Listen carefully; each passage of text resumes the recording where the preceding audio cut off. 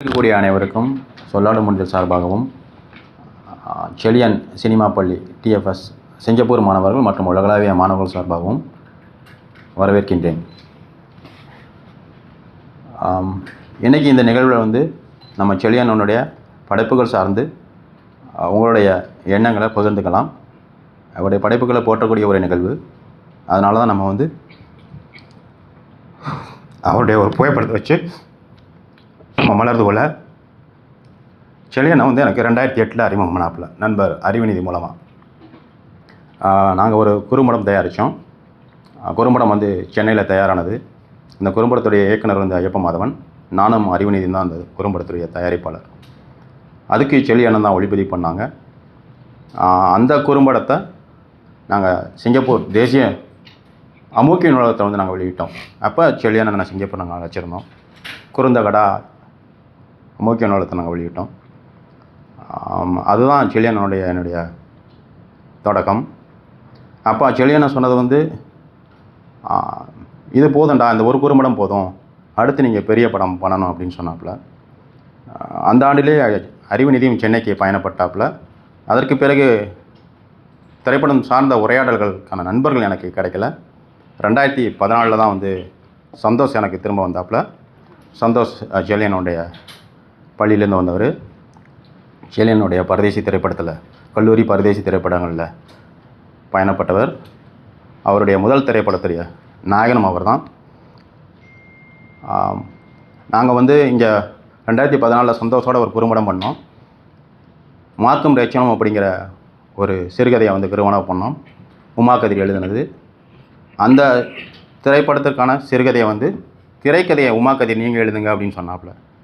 இல்லை எனக்கு வராதுன்னு சொல்லும் பொழுது சந்தோஷ் சொன்னது, நீங்கள் எழுதுங்க, உங்களால் எவ்வளோ எழுத முடியுமோ எழுதுங்க, பிறகு நான் அதை பண்படுத்திக்கிறேன் அப்படின்னு சொன்னாப்புல. இது சந்தோஷுக்கு செழியனை கற்றுக் கொடுத்தது. செழியனை எந்த ஒன்றையும் அவருடைய மாணவர்கள் கற்றுக்கொள்ளணும் அப்படின்னு நினைக்கக்கூடியவர், தள்ளிவிட்டுருவார். செழியனுடைய திரைப்படங்கள் எல்லாருமே உங்களுக்கு தெரியும், பார்த்துருப்பீங்க. கல்லூரி, ரெட்டைச்சுள்ளி பரதேசி, ஜோக்கர், தாரைதப்பட்டை, அவருடைய இயக்கத்தில் டூலட் படம், அடுத்து ஒரு திரைப்படம் வர இருக்கிறது உலக விழாக்களுக்கு. ஆனந்தவர்கள் படிச்சிருந்தால் எல்லாருக்குமே தெரிஞ்சிருக்கும். வந்த நாள் முதல் அப்படிங்கிற ஒரு கவிதை முதல்ல வெளிவந்துச்சு. நான் அப்போ கல்லூரி படிச்சுக்கிட்டு இருந்த ஒரு காலகட்டம். அதற்கு பிறகு அதிலிருந்து அப்படியே மாறி உலக சினிமாவை அண்ணா எழுத ஆரம்பித்தாப்புல. வெகுஜன மக்கள்கிட்ட பரவலாக உலக சினிமாவை எடுத்துகிட்டு போனது செழியன் அண்ணன். ஓவியத்திலிருந்து தான் அண்ணா ஒளிப்பதிவுக்கு மாறின. அண்ணா ஒரு ஓவியர், எழுத்தாளர். எழுத்தாளர் ஜெயகாந்தனுடைய ஆவணப்படத்தை அண்ணன் ஒளிப்பதிவு பண்ணியிருக்காப்புல. அந்த ஆவணப்படத்தை தயாரித்தது இசைஞானி இளையராஜா அவர்கள். இளையராஜா அவரோடு ரொம்பவும் நெருக்கமான அண்ணன் பயணப்பட்டிருக்காப்புல. இசை பயின்றவர் அண்ணா. 10 தொகுதிகள் இசை பற்றிய புத்தகத்தை வெளியிட்டிருக்காப்புல. இசைக்கான ஒரு பள்ளியும் நடத்தியிருக்காப்புல. அதன் தொடர்ச்சியாக தான் மாணவர்களை உருவாக்கணும், சினிமாவை வணிகம் சார்ந்து இல்லாமல் எடுத்துகிட்டு போகணும் அப்படிங்கிற ஒரு நோக்கத்தில் ஒரு பள்ளியை ஆரம்பித்தாப்புல, த ஃபிலிம் ஸ்கூல். அந்த பள்ளியுடைய முதல் வகுப்பில் நான் பயின்றேன். இணைய வழியாக தான் கற்றுக் கொடுத்தாப்புல. அந்த முதல் வகுப்பு ஆரம்பிக்கும்போது அண்ணா சொன்ன ஒரு விஷயம், அடுத்த வகுப்பு நான் நடத்தினான்னு எனக்கு தெரியாது, இதுவுமே எனக்கு ஒரு பயிற்சி அப்படின்னு சொல்லி தான் அந்த வகுப்பு ஆரம்பித்தாப்புல. அதன் தொடர்ச்சியாக ஒரு 4 வகுப்புகளை அண்ணா முடிச்சிருக்காப்புல. கிட்டத்தட்ட ஒரு 80 மாணவர்கள் படிச்சிருப்பாங்கன்னு நான் நினைக்கிறேன். அதுலேருந்து ஒரு 34 மாணவர்கள் அவங்களுடைய கதைகளை திரைப்படமாக உருவாக்குறதுக்கு, சுயாதீன திரைப்படங்களை உருவாக்குறதுக்கு முன் வந்தாங்க. அவங்களுக்கு ஒரு சென்னையில் ஒரு விழா எடுத்து அந்த 34 இயக்குநர்களுடைய பதிவுகளை எல்லாம் ஆவணப்படுத்தி வச்சுருக்காப்புல. ஒரு 1000 மாணவர்கள் படிச்சிருந்தாங்கன்னா ஒரு நல்ல 100 திரைப்படங்கள் இன்றைக்கி வந்திருக்கும். அண்ணன் பார்க்கல. 2 திரைப்படங்கள் அதுலேருந்து அடுத்த மாதம் உலகளாவிய திரைப்பட கட்சியில் இருக்குது. ஒன்று இசைக்கு கோட்டைராஜ் அப்படிங்கிற மாணவர், அவர் காவல்துறை பணியை வேண்டாம்னு சொல்லிட்டு திரைப்படத்துக்கு வந்திருக்காப்புல. இசைக்கு திரைப்படம் அடுத்த மாத இறுதியில் வர இருக்குது. அடுத்து தம்பி வெற்றிச்செல்வன், இங்கே இருக்கக்கூடிய எழுத்தாளர், அவருடைய வாழ்வியலை கிடை அப்படிங்கிற ஒரு படமாக கொண்டு வந்திருக்காப்புல. அந்த படமும் அடுத்த மாத இறுதியில் திரைப்பட விழாக்கள் போக போகுது. இந்த 2 திரைப்படங்களும் அடுத்த ஆண்டு சிங்கப்பூரில் வந்து பொதுமக்களுடைய ஒரு பார்வை காட்சியாக இங்கே நாங்கள் ஏற்படுத்தலாம் அப்படிங்கிற எண்ணமே இருக்கிறது. இந்த நிகழ்வில் வந்து அண்ணனுடைய உங்களுடைய பயன் அனுபவங்கள் இருந்துச்சுன்னா பகிர்ந்துக்கலாம், மாணவர்கள் பகிர்ந்துக்கலாம். சந்தோஷ் ரொம்ப அணுக்கமாக இருந்தவர், அவரை விட வேறு யாருக்கும் தெரியாது அண்ணனை பற்றி. அதனால் ரொம்ப சுருக்கமாக பகிர்ந்துக்குங்க. 4 மணிக்கு வேறொரு நிகழ்வு இருக்குது இந்த அரங்கத்தில். தொடர்ச்சியான நிகழ்வு 4 மணிக்கு ஒரு நிகழ்வு இருக்குது, 6 மணிக்கு ஒரு நிகழ்வு இருக்குது. அதனால தான் நமக்கு ஒரு மாலை நேரம் கிடைக்கல. சரியான சிங்கப்பூருக்கு வந்து கிட்டத்தட்ட ஒரு 4-5 முறை வந்திருப்பாங்கன்னு நினைக்கிறேன். முதல் முறையாக 2004-05 காலகட்டம் நிச்சயமானவர்களோட வந்தாப்புல. பிறகு நாங்கள் அழைச்சிருந்தோம். கடந்த ஆண்டு சொல்லாடும் முண்டிலுக்கு அழைக்கவிருந்த விருந்தினர் வந்து அண்ணன் தான்.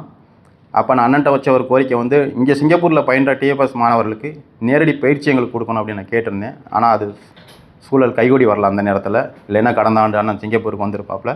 சிங்கப்பூர் மாணவர்களுக்கு நேரடி பயிற்சியும் அறிமுகப்படுத்தியிருப்பாப்புல. ஒரு சின்ன காணொளி வருது. அந்த காணொளி பார்த்த பிறகு தம்பி வெற்றிச்செல்வன் உங்களை ஒவ்வொருவராக அழைப்பாப்புல. நீங்கள் முன் வந்து பேசலாம்.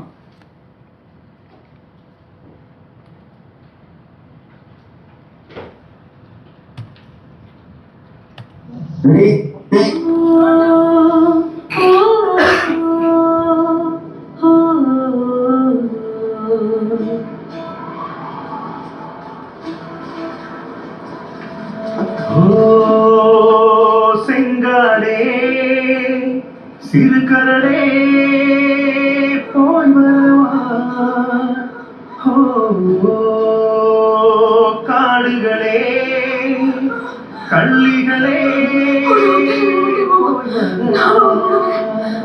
சுடு சுடு காடு விட்டு போகிற போனங்க போல சட சட சடங்கள் எல்லாம் போகுது பாத மேல. உள்ளூர் காக்கா குருவி பசியோடு மனுஷ கூட்டம் வெளியேறுதே. கொத்த கள்ளியும் முள்ளு தச்சதும் பொத்து ஒழுகுமை பாரு. கால காலமா அழுது தீர்த்துட்டோம், கண்ணில் இல்லையே நீரு. வாட்டும் பஞ்சத்தில் கொக்கு கால போல் வத்தி போச்சையா வாழ்வு. கூட்டம் கூட்டமா வாழ போகிறோம், கூட வருகிறே சாவு. ஓ செங்காடே சிறுகரடே போய் வரவா, காடுகளே கள்ளிகளே போய் வரவா.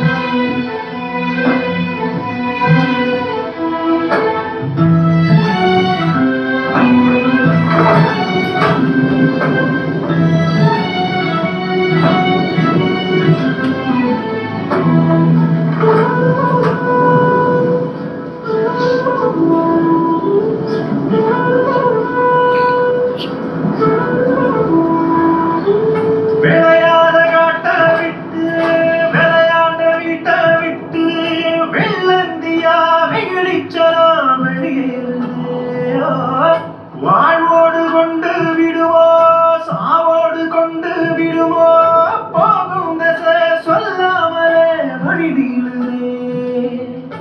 உயிரோடு வாழ்வது கூட சிறு துன்பமே, வயிறோடு வாழ்வதுதானே பெரும் துன்பமே. பொல்லாத விதியும் மழைக்க போரோமே பஞ்சம் பொழைக்க, யார் வீழ்வதோ யார் வாழ்வதோ யார் கண்டது. பாலம் பாலமா பிடிச்சு கிடக்குதே பாடுபட்டவன் பூமி. பிடிச்ச பூமியில் புதைக்க பார்க்குதே ஏழு கட்டவ சாமி. புளியங்கொட்டைய அவிச்சு தின்னுதா பொழைச்சு கிடக்குது மீனி. பஞ்சம் பொழைக்கவும் பசிய தீக்கவும் பச்சை பூமிய காமி.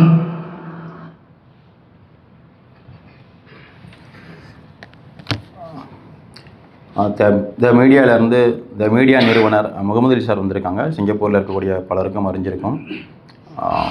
ஒரு திரைப்படம் உருவாகிறது வந்து இயக்குனருடைய கையில் இருந்தாலும் இயக்குனருக்கு எந்த அளவிற்கு அந்த படத்தில் பங்களிப்பு இருக்கோ அதே அளவிற்கு பங்களிப்பு ஒளிப்பதிவாளருக்கு இருக்கிறது. அதில் இந்த திரைப்படத்தில் வந்து செல்லியனுடைய பங்களிப்பு நிறைய இருக்குது. கண்டிப்பாக சந்தோஷ் அவருடைய உரையில் வந்து அதையும் பகிர்ந்துக்காப்புல. முகமது சார் வந்ததற்கு ரொம்ப வரவேற்கிறேன். அண்ணன் நெப்போலியன் கவிஞர் வந்திருக்காங்க, வரவேற்கிறேன். தம்பி வெற்றி செல்வன் ஒவ்வொருவராக உங்களுடைய பெயர் சொல்லி அழைப்பார். வந்து சுருக்கமாக உங்களுடைய பகிர்ந்துக்குங்க. தொடர்ந்து சுயாதீன திரைப்படங்களை உருவாக்கக்கூடிய மாணவர்களுக்கு, நண்பர்களுக்கு உறுதுணையாக இருங்க. சுயாதீன திரைப்படங்கள் உலகளாவிய அளவில் நம்முடைய தமிழ் மக்களுடைய வாழ்வியலை கொண்டு செல்லும். அப்படியான மாணவர்கள் அடுத்த ஓராண்டு 2 ஆண்டிற்குள் டிஎஃப்ஐசிலிருந்து இன்னும் இப்போ 2 படம் வந்திருக்கு. கூடுதலாக இன்னும் 5-6 படங்கள் வருவதற்கான வாய்ப்புகள் இருக்கிறது. அவர்களை நம்ம கைகூட்டி அழைச்சிட்டு செய்வோம். ஏன்னா செல்லியனன்ட்ட ஒரு ஒரு ஒரு ஒரு பிடிச்ச ஒரு விஷயம் என்னென்னா, தன்னுடைய பையனை போல் கையை பிடிச்சி கூட்டிகிட்டு போவாப்புல. சந்தோஷம் அதெல்லாம் பகிர்ந்துக்காப்புல நினைவில்.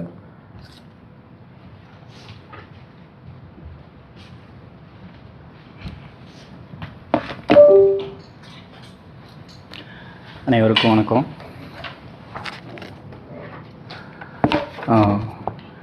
பூச்சியத்துக்கும் ஒன்றுக்குமான பைனரி விளையாட்டில் கணினி இயங்குவது போல ஒளிக்கும் இருளுக்குமான விளையாட்டுத்தான் சகலமும். தொடர்ந்து செல், ஒளியை தொடர்ந்து செல், உருவங்கள் மற, ஒளியை நினை, பார்ப்பதெல்லாம் படமெடுப்பதை நிறுத்து, கவனி, ஒளி என்பது மொழி, உளராதே, பரிவர்த்தனை செய், அதன் கவிதையை எழுது, அதனுடன் உரையாடு, ரகசியங்களை கேள். ஓர் ஓவியன் தன்னிடம் இருக்கும் தூர்கையின் தன்மையை புரிந்து கொண்டு வரைவது போல ஒளியை எழுத வேண்டும், ஒளியினால் எழுத வேண்டும். இது வந்து சாரோட ஒளியில் எழுதல் அப்படிங்கிற புத்தகத்திலேருந்து பின்னட்டை குறிப்பு. ஒரு ஒளி, நாம் எப்படிலாம் கவிதை மேலே பித்தா தீரோம், ஒரு இலக்கியவாதி பித்தா தீர மாதிரி ஒளியின் மேலே பித்தா தான் ஒரு பைத்திய நிலைக்கு போய் அதை பற்றி ஆராய்ச்சி செய்கிற எல்லா நிலைமையும் தொட்டு பார்த்து இந்த இடத்துக்கு வந்தவர் தான் செல்லியன் சார்.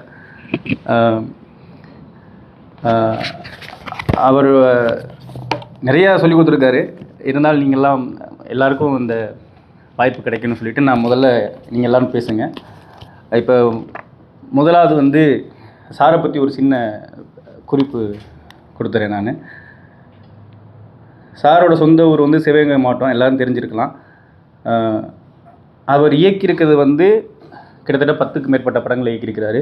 கல்லூரி, ரெட்டைச்சுழி, மகிழ்ச்சி, தென்மேற்கு பருவக்காற்று, பரதேசி, சவாரி, தாரேத்தப்பட்டை, ஜோக்கர், கொண்டால் பவம், அண்மையில் இந்த ஆண்டு வந்த மயிலாஞ்சி, அதுக்கப்புறம் டூலெட்டுங்கிற படத்தை அவரே இயக்கியிருக்கிறாரு.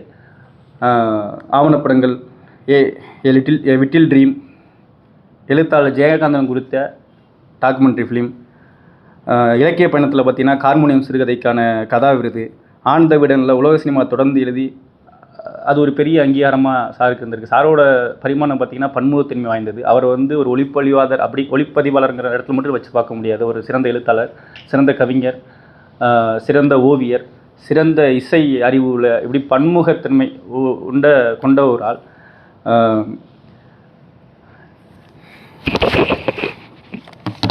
இப்போ முதலாவது வந்து இதை இங்கே நிறைய பேர் மாணவர்கள் இருக்கிறாங்க, அப்புறம் சினிமா சார்ந்த ஆர்வலர் இருக்கிறாங்க, கவிதை இலக்கியம் சார்ந்த எல்லோரும் இருக்கீங்க. கண்டிப்பாக இதெல்லாமே சாரை தெரிஞ்சுக்கிட்டவங்க தான் இங்கே நிறைய பேர் இப்போ நினைக்கிறேன். அவரோட படைப்புகள் சார்ந்து, அவர் படைப்பு எங்கே இருக்க ஒரு ஒளிப்பதிவார் எங்கே ஒரு படத்தில் வேலை செய்கிறாரு. சார் அடிக்கடி சொல்லுவார், ஒளிப்பதிவாளர் இயக்குனர் வந்து 2 கண்கள், இந்த 2 கண்ணும் ஒன்றை பார்த்தா மட்டும்தான் ஒரு படம் சிறப்பாக வர முடியும் அப்படின்னு. 2 வந்து ஒரு உருவம் அப்படிங்கிறத சார் அடிக்கடி சொல்லுவார்.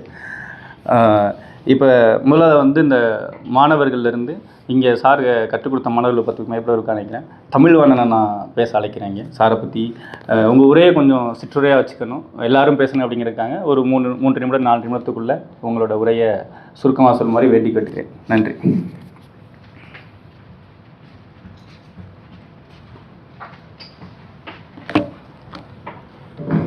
அனைவருக்கும் வணக்கம்.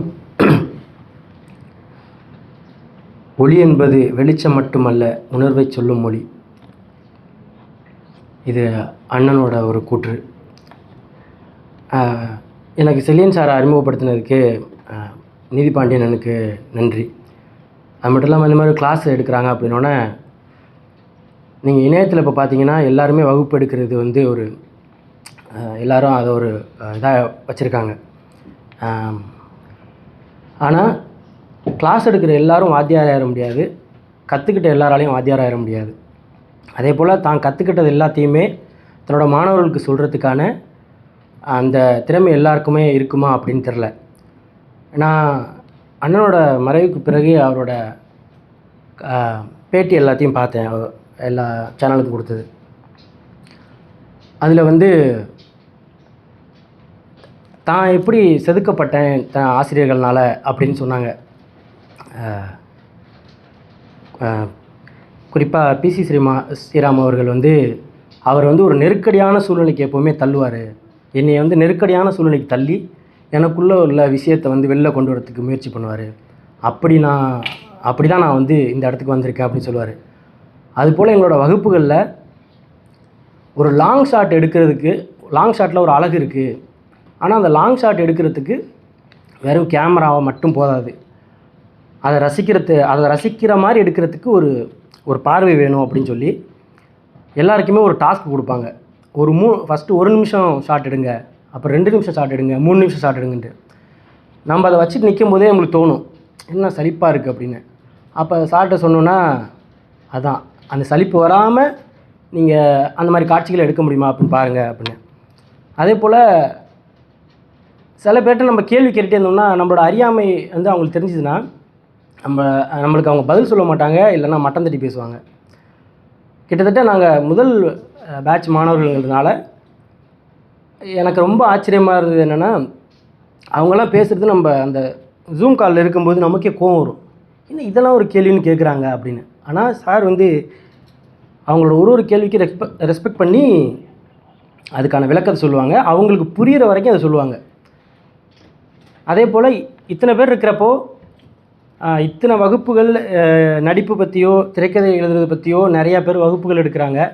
ஆனால் அதிலிருந்து எத்தனை பேர் வந்து படம் எடுத்தாங்க, எத்தனை பேர் நடிக்க போனாங்கன்னு எனக்கு தெரில.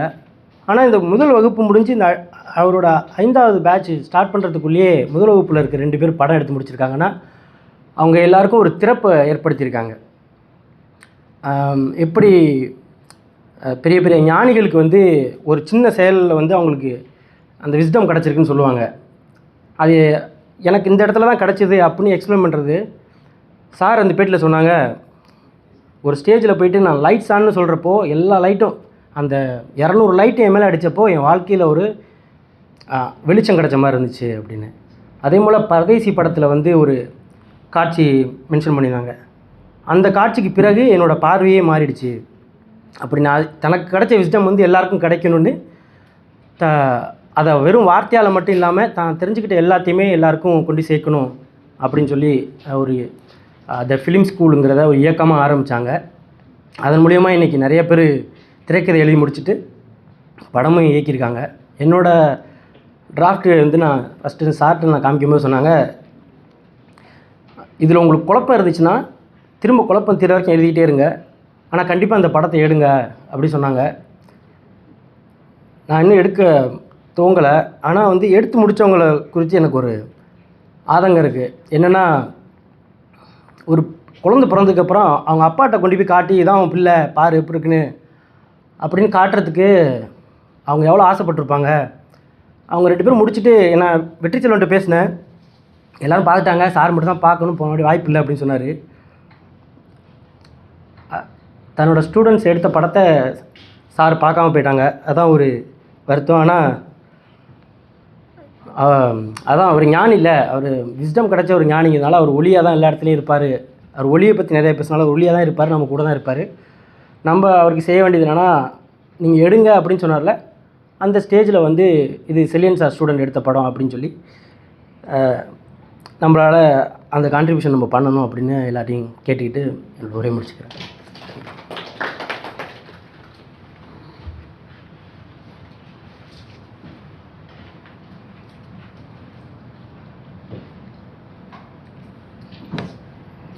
ஒரு காட்சிக்கு என்ன அவசியமோ அதை செய்வதற்கு தான் ஒளிப்பதிவு. அந்த அவசியமானதை படம் பிடிப்பது ஒளியினால் வருவதல்ல, புதிதான கோணத்தில் மூலம்தான் வருகிறது. இது ஒரு மேலை நாட்டு ஒளிப்பதிவாளரோட ஒரு வாக்கியம். இது சார் வந்து அந்த புத்தகத்தில் வச்சுருக்காங்க. அதான் கிட்டத்தட்ட ஒளிப்பதிவும் திரைக்கதையும் வேலை செய்யக்கூடிய இடத்தை பற்றியான ஒரு சின்ன கருத்து. அடுத்ததாக டிஎப்எஸோட மாணவர் குமாரவேலை அழைக்கிறேன். சாரோட ரொம்ப இந்த குறுகிய காலகட்டத்தில் எங்களோட நெருங்கி பழகக்கூடிய வாய்ப்பு அவருக்கு இருந்துச்சுன்னு நினைக்கிறேன். நான் அவர் அந்த நேரத்தில் அழைக்கிறேன் பேசுகிறதுக்கு.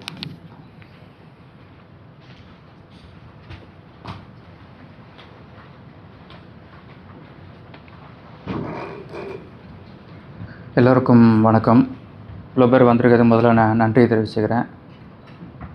சார் வந்து ஆக்சுவலாக அவங்க இப்போ இல்லை அப்படிங்கிறத வந்து நல்ல 1% கூட ஒத்துக்க முடியாது. அதனால் இது வந்து ஒரு ஃபுல் ஸ்டாப் வைக்கிற ஒரு நிகழ்ச்சியாகவோ நன்றி சொல்கிற ஒரு நிகழ்ச்சியாகவோ அது மாதிரி நான் அதை கருதலை. இது எல்லோரும் நினைவுகளை பகிர்ந்துக்கிற மாதிரி நான் இதை எடுத்துக்கிறேன். சார் வந்து ஆக்சுவலாக அவங்களுடைய படங்களோ புத்தகத்தையோ அவங்களோட எழுத்துக்களையோ பார்த்து எனக்கு அவங்களோட அறிமுகம் இல்லை. அவங்களோட செலியன் அப்படிங்கிற பேர் தான் என்னோடய முதல்ல அறிமுகம். வீட்டில் எனக்கு ஞாபகம் இருக்குது, டூலெட் படம் வீட்டில் பார்த்துட்ருக்கோம். டைரக்டர் நேம் செலியன் அப்படின்னு சொல்லிட்டு வந்துச்சு. அவ்வளோதான். இவங்க யார் என்ன அதை பற்றி நான் எந்த இதுவுமே பண்ணல, அப்படியே விட்டாச்சு. அன்னைக்கு எனக்கு பர்சனலாக என்னென்னா ஒய்ஃப் வந்து கன்சீவ் ஆகிட்டாங்க அப்படிங்கிற ஒரு நியூஸ், அந்த கன்ஃபர்மேஷன் வருது மெடிக்கல்லேருந்து. அப்போ வந்து எங்கள் வீட்டுக்குள்ளே நாங்களே பேசிக்கிட்டோம், பையன் பிறந்தா என் ஒய்ஃப் பேர் வைக்கணும், பொண்ணு பிறந்தா நான் பேர் வைக்கணும், அதுக்கு ஏதாவது ஒரு ரீசன் இருக்கணும் அப்படின்னு சொல்லிட்டு, பிறந்த அன்னைக்கு தான் சொல்லணும் அப்படின்னு சொல்லிட்டு நாங்கள் முடிவு பண்ணி வச்சுருந்தோம்.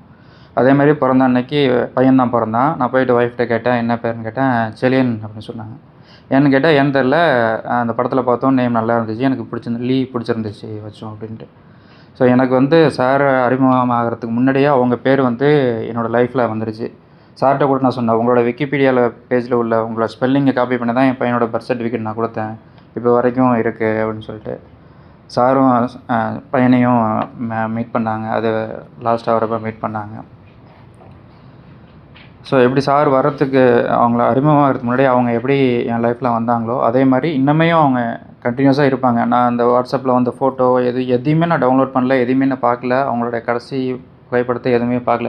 என்னோடய நினைவில் லாஸ்ட்டாக அவங்கள நான் என்னோடய திரைக்கதை விவாதத்தப்போ பார்த்துட்டு வந்தேன். அப்போ எப்படி இருந்தாங்களோ அதான் என் மைண்டில் இப்போ இருக்காங்க. இன்னும் நிறைய சார் எல்லோரும் நிறைய விஷயங்கள் தெரியும், இதெல்லாம் நிறைய சொல்கிறாங்க. ஆனால் நான் அவங்கக்கிட்ட என்ன கற்றுக்கிட்டேன் அப்படின்னா, எனக்கு இது தெரியும். இப்போ நம்ம ஒருத்தவங்களோட பேசிகிட்டு இருக்கோம் அப்படின்னப்போ ஒருத்தவங்க ஒரு இன்சிடென்ட் சொல்கிறாங்கன்னா நம்ம மைண்டில் என்ன தோணுன்னா, உன்னை விட நான் வந்து பெரிய ஆள், நான் வந்து அதிகமாக அதை தெரிஞ்சிருக்கேன், இல்லைனா அதை விட நான் ஒரு பெரிய நிகழ்ச்சியில் இருந்திருக்கேன் அப்படின்னு காமிச்சிக்கிறதுக்காக சொல்லணும் அப்படின்ட்டு நம்மளுக்கே வரும். ஓவியத்தை பற்றி பேசுகிறப்ப ஏதோ பேசுகிறப்ப, இல்லை நான் இதை விட பெஸ்ட்டாக பண்ணியிருக்கேன், இதை விட அப்படின்னு ஏதாவது ஒன்று நம்மளுக்கு சொல்ல வரும். ஆனால் சார் வந்து அதை காமிச்சிக்கிட்டதே இல்லை. நான் ஃபஸ்ட்டு செகண்ட் பேட்ச் ஸ்டூடெண்ட்டு. அப்போ வந்து ஒரு குலசிவா எஃபர்ட்னு சொல்லிட்டு ஒரு வீடியோ எடுத்திருந்தேன். சார் அதை பற்றி பேசுகிறப்ப, நீங்கள் பெயிண்டிங் பண்ணுவீங்களாம்ல அப்படின்னு சொல்லிட்டு அவங்கள கேட்டு நான் அதில் பெயிண்டிங் பண்ணுற மாதிரி நானும் சார் இங்கே ஷோ வச்சுருக்கேன் அப்படி இப்படின்னு சொல்லி என்னை பற்றிலாம் நிறையா சொல்லிகிட்டு இருந்தேன். இப்போ கொஞ்ச நாளுக்கு அவங்க இறந்ததுக்கு அப்புறம் தான் என்னோடய ட்ராயிங் மாஸ்டர் அவங்க சொல்கிறாங்க, சார் அவங்க பெரிய ஆர்டிஸ்ட், அவங்க நல்லா வரைவாங்க அப்படின்ட்டு. அவங்க எனக்கும் நானும் வரைஞ்சிருக்கேன், இதுதான் என்னோடய பெயிண்டிங் அப்படின்னு சொல்லி அவங்ககிட்ட சொன்னதே கிடையாது. ஸோ அது வந்து நம்மளுடைய அந்த ஒரு ஈகோ அதெல்லாம் எதுவுமே காமிச்சிக்காமல் அவங்க முன்னாடி அவங்க ஒவ்வொரு வாட்டியும் பேசுகிறப்பே அவங்க டேபிள் முன்னாடி தான் உட்காந்து பேசுவேன். அவங்க பேசுகிறத வந்து அவ்வளோதையும் கவனித்து அதுலேருந்து நான் அவங்களுக்கு என்ன இன்புட் கொடுக்க முடியுமோ அதை மட்டும் தான் அவங்களுக்கு கொடுப்பாங்க. தெரியல நான் இப்படி பண்ணியிருக்கேன், எனக்கு இவங்களை தெரியும் அப்படி இப்படின்ட்டு எதுவுமே காமிச்சிக்கிட்டது கிடையாது. ஸோ இது லைஃப் லாங் நான் பாடமாக அவங்ககிட்டேருந்து நான் கற்றுக்கிட்டேன். இந்த ராஜா வந்திருக்கிறான்னு சொல்லிட்டு ஒரு சிறுகதை ஒன்று இருக்கும், இந்த சின்ன பசங்க பேசிப்பாங்க. உண்மையிலே ராஜா வர்றதுக்கும் என் வீட்டில் ஒரு பையன் ராஜான் இருக்கான் அப்படின்னு சொல்லி ஒரு குழந்தைங்க பேசிப்பாங்க. எனக்கு சார் லைஃப்பில் இன்ட்ரடியூஸ் ஆனதுக்கப்புறம் நவம்பர் 2024 2ஆம் தேதியிலேருந்து சார் எனக்கு பழக்கமானாங்க. அப்போ வரைக்கும் என் ஆஃபீஸில் ஏதாவது ஒரு பிரச்சனை நடந்தாலோ ஏதாவது ஒரு இதாக இருந்தாலோ என் மைண்டுக்குள்ளே என்ன இருக்குன்னா, நம்மளுக்கு சாரையே தெரியும், நான் ஃபோன் பண்ணால் அவங்க எடுப்பாங்க, அவங்க பேசுவாங்க. நான் இவ்வளோ ஒரு பாசிட்டிவ் மைண்டான பீப்புளை வந்து ரொம்ப ரேர் பார்க்குறது, வந்து ரொம்ப ரேர். எந்த ஒரு எதிர்பார்ப்பும் இல்லாமல் ஒரு பழகிறவங்கள, இன்னொருத்தவங்களை உருவாக்கணும்னு நினைக்கிறவங்கள பார்க்குறது வந்து ரொம்ப ரேர். அப்படி உள்ளவங்களே நம்மளுக்கு தெரியுது அப்படின்னு சொல்லிட்டு நான் அப்படி நினச்சி நான் பெருமைப்பட்டுப்பேன். அன்றைக்கி திடீர்னு அந்த மெசேஜை பார்த்ததுக்கப்புறம் எனக்கு இன்னும் ஒரு பெரிய கஷ்டம் என்னென்னா, லாஸ்ட்டாக சாரை பார்க்குறப்ப வந்து அவங்களுடைய ஹார்மோனியம்ங்கிற சிறுகதை, அந்த சிறுகதையில் வந்து ஒரு கதையை எடுத்து நான் வந்து ஏஐயில் நான் ஷார்ட் ஃபிலிமாக பண்ணுறேன் அப்படின்னு சொல்லி சார்ட்ட 4 படம் பண்ணியிருக்கேன், நான் 5ஆவது படமாக இதை நான் பண்ண போகிறேன் அப்படின்னு சொல்லி கேட்டேன். நல்லா பண்ணுங்க அப்படின்னு சொல்லி பண்ணிட்டாங்க. நான் அவங்களுடைய யங் ஏஜில் 20 வயசில் எப்படி இருப்பாங்க, 24 வயசில் எப்படி இருப்பாங்கன்னு ஜென்ரேட் பண்ணி அதை தான் பண்ணிகிட்ருக்கேன். என் டேபிள் என்னோடய சுற்றி எங்கே பார்த்தாலும் அவங்க ஃபோட்டோ தான் இருக்குது. இதெல்லாம் பார்த்துட்டு அவங்க இறந்துட்டாங்கன்னு சொல்லிவிட்டு அந்த மெசேஜ்லாம் பார்த்துட்டு அன்றைக்கி வீட்டுக்கு வந்து அந்த ஃபேஸ்லாம் பார்க்கவே எனக்கு மனசே வர மாட்டேன்ட்டு. இப்போ வரைக்கும் நான் அந்த ஒர்க்கை நான் இன்னும் கண்டினியூ பண்ணல. இவ்வளோ நாளாச்சு, சப்ஸ்கிரிப்ஷன் ஓட்டிகிட்டு தான் இருக்குது. நான் இன்னும் அதை போய் கண்டினியூ பண்ணவே எனக்கு தோண மாட்டேங்குது.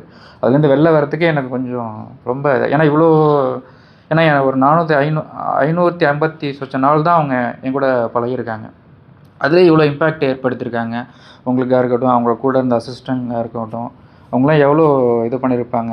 இது ஒரு நல்ல சோல். இவங்க எல்லோரும் சொல்கிற மாதிரி ஒளியாக அவங்க எப்பொழுதும் இருந்துக்கிட்டே தான் இருப்பாங்க. ஸோ நம்ம அவங்களுக்கு என்ன பண்ணணும் அப்படின்னா, நம்ம அதுமாதிரி பேசிட்டு விட்டுறாமல் இன்னொரு 5 வருஷம் கழித்து செல்லியன் சாரோட பேட்ச்சு அவங்களோட படம்னா இப்படி தான் இருக்கும்னு சொல்லிட்டு மக்கள் வந்து ஒரு நம்பிக்கை வைக்கணும் நம்மளுடைய படைப்புகளை பார்த்து. அந்த மாதிரி நம்பிக்கையுடைய படங்களாக நம்ம எடுத்து சாருக்கு அதை தான் நம்மளுக்கு அந்த அவார்ட்ஸையோ அந்த பாராட்டுக்களையோ தான் நம்ம அவங்களுக்கு செலுத்தணுங்கிறத நான் என்னுடைய ரெக்வஸ்ட்டாக கேட்டுக்கிறேன். நன்றி, வணக்கம்.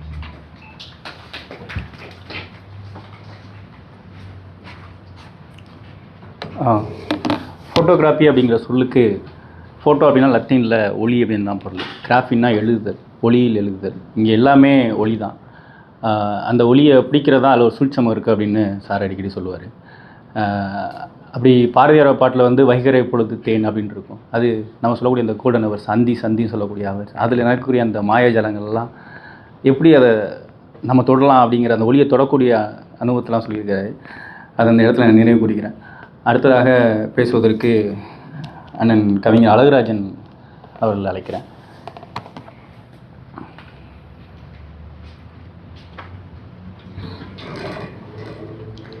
அனைவருக்கும் வணக்கம்.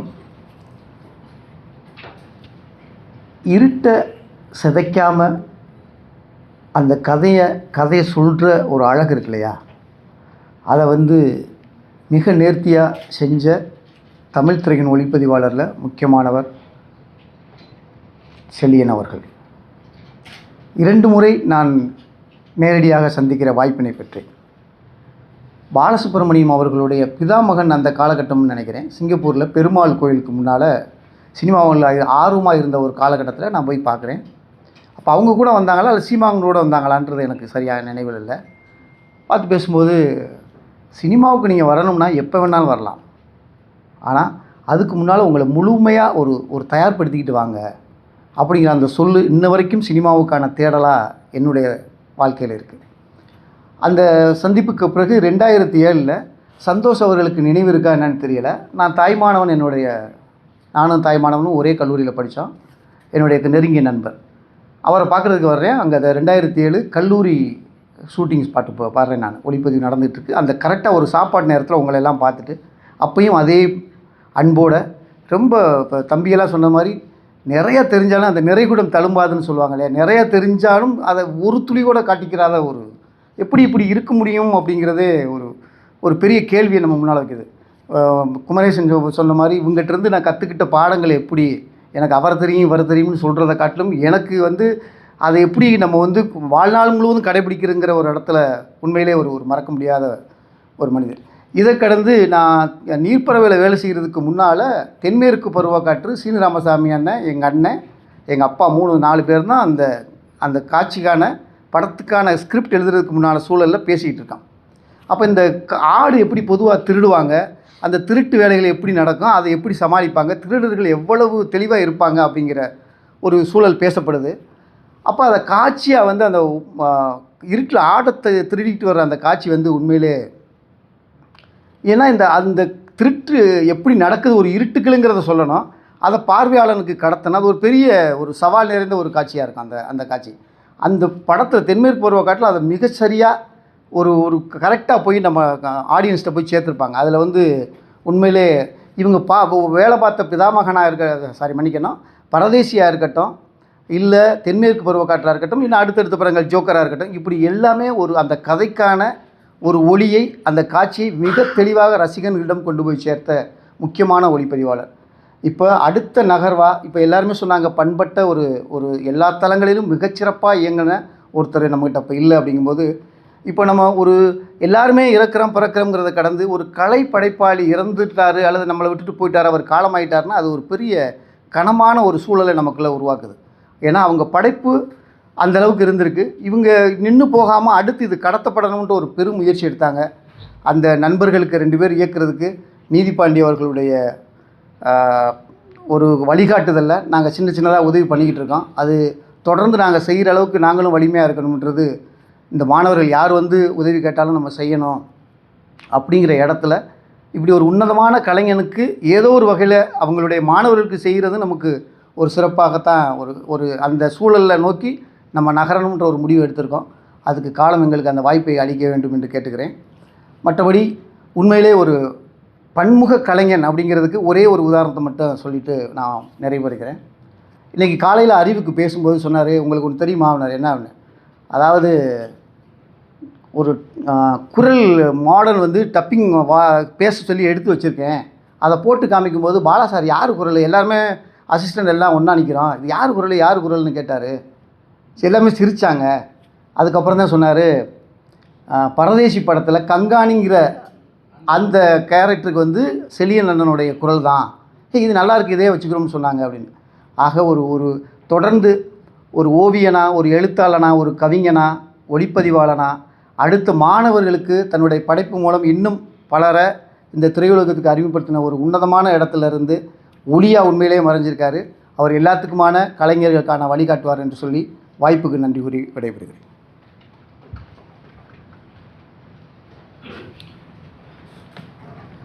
அடுத்ததாக டிஎஃப்எஸோட மாணவி பொன் விநாயகி இருக்காங்க, அவங்கள அழைக்கிறேன்.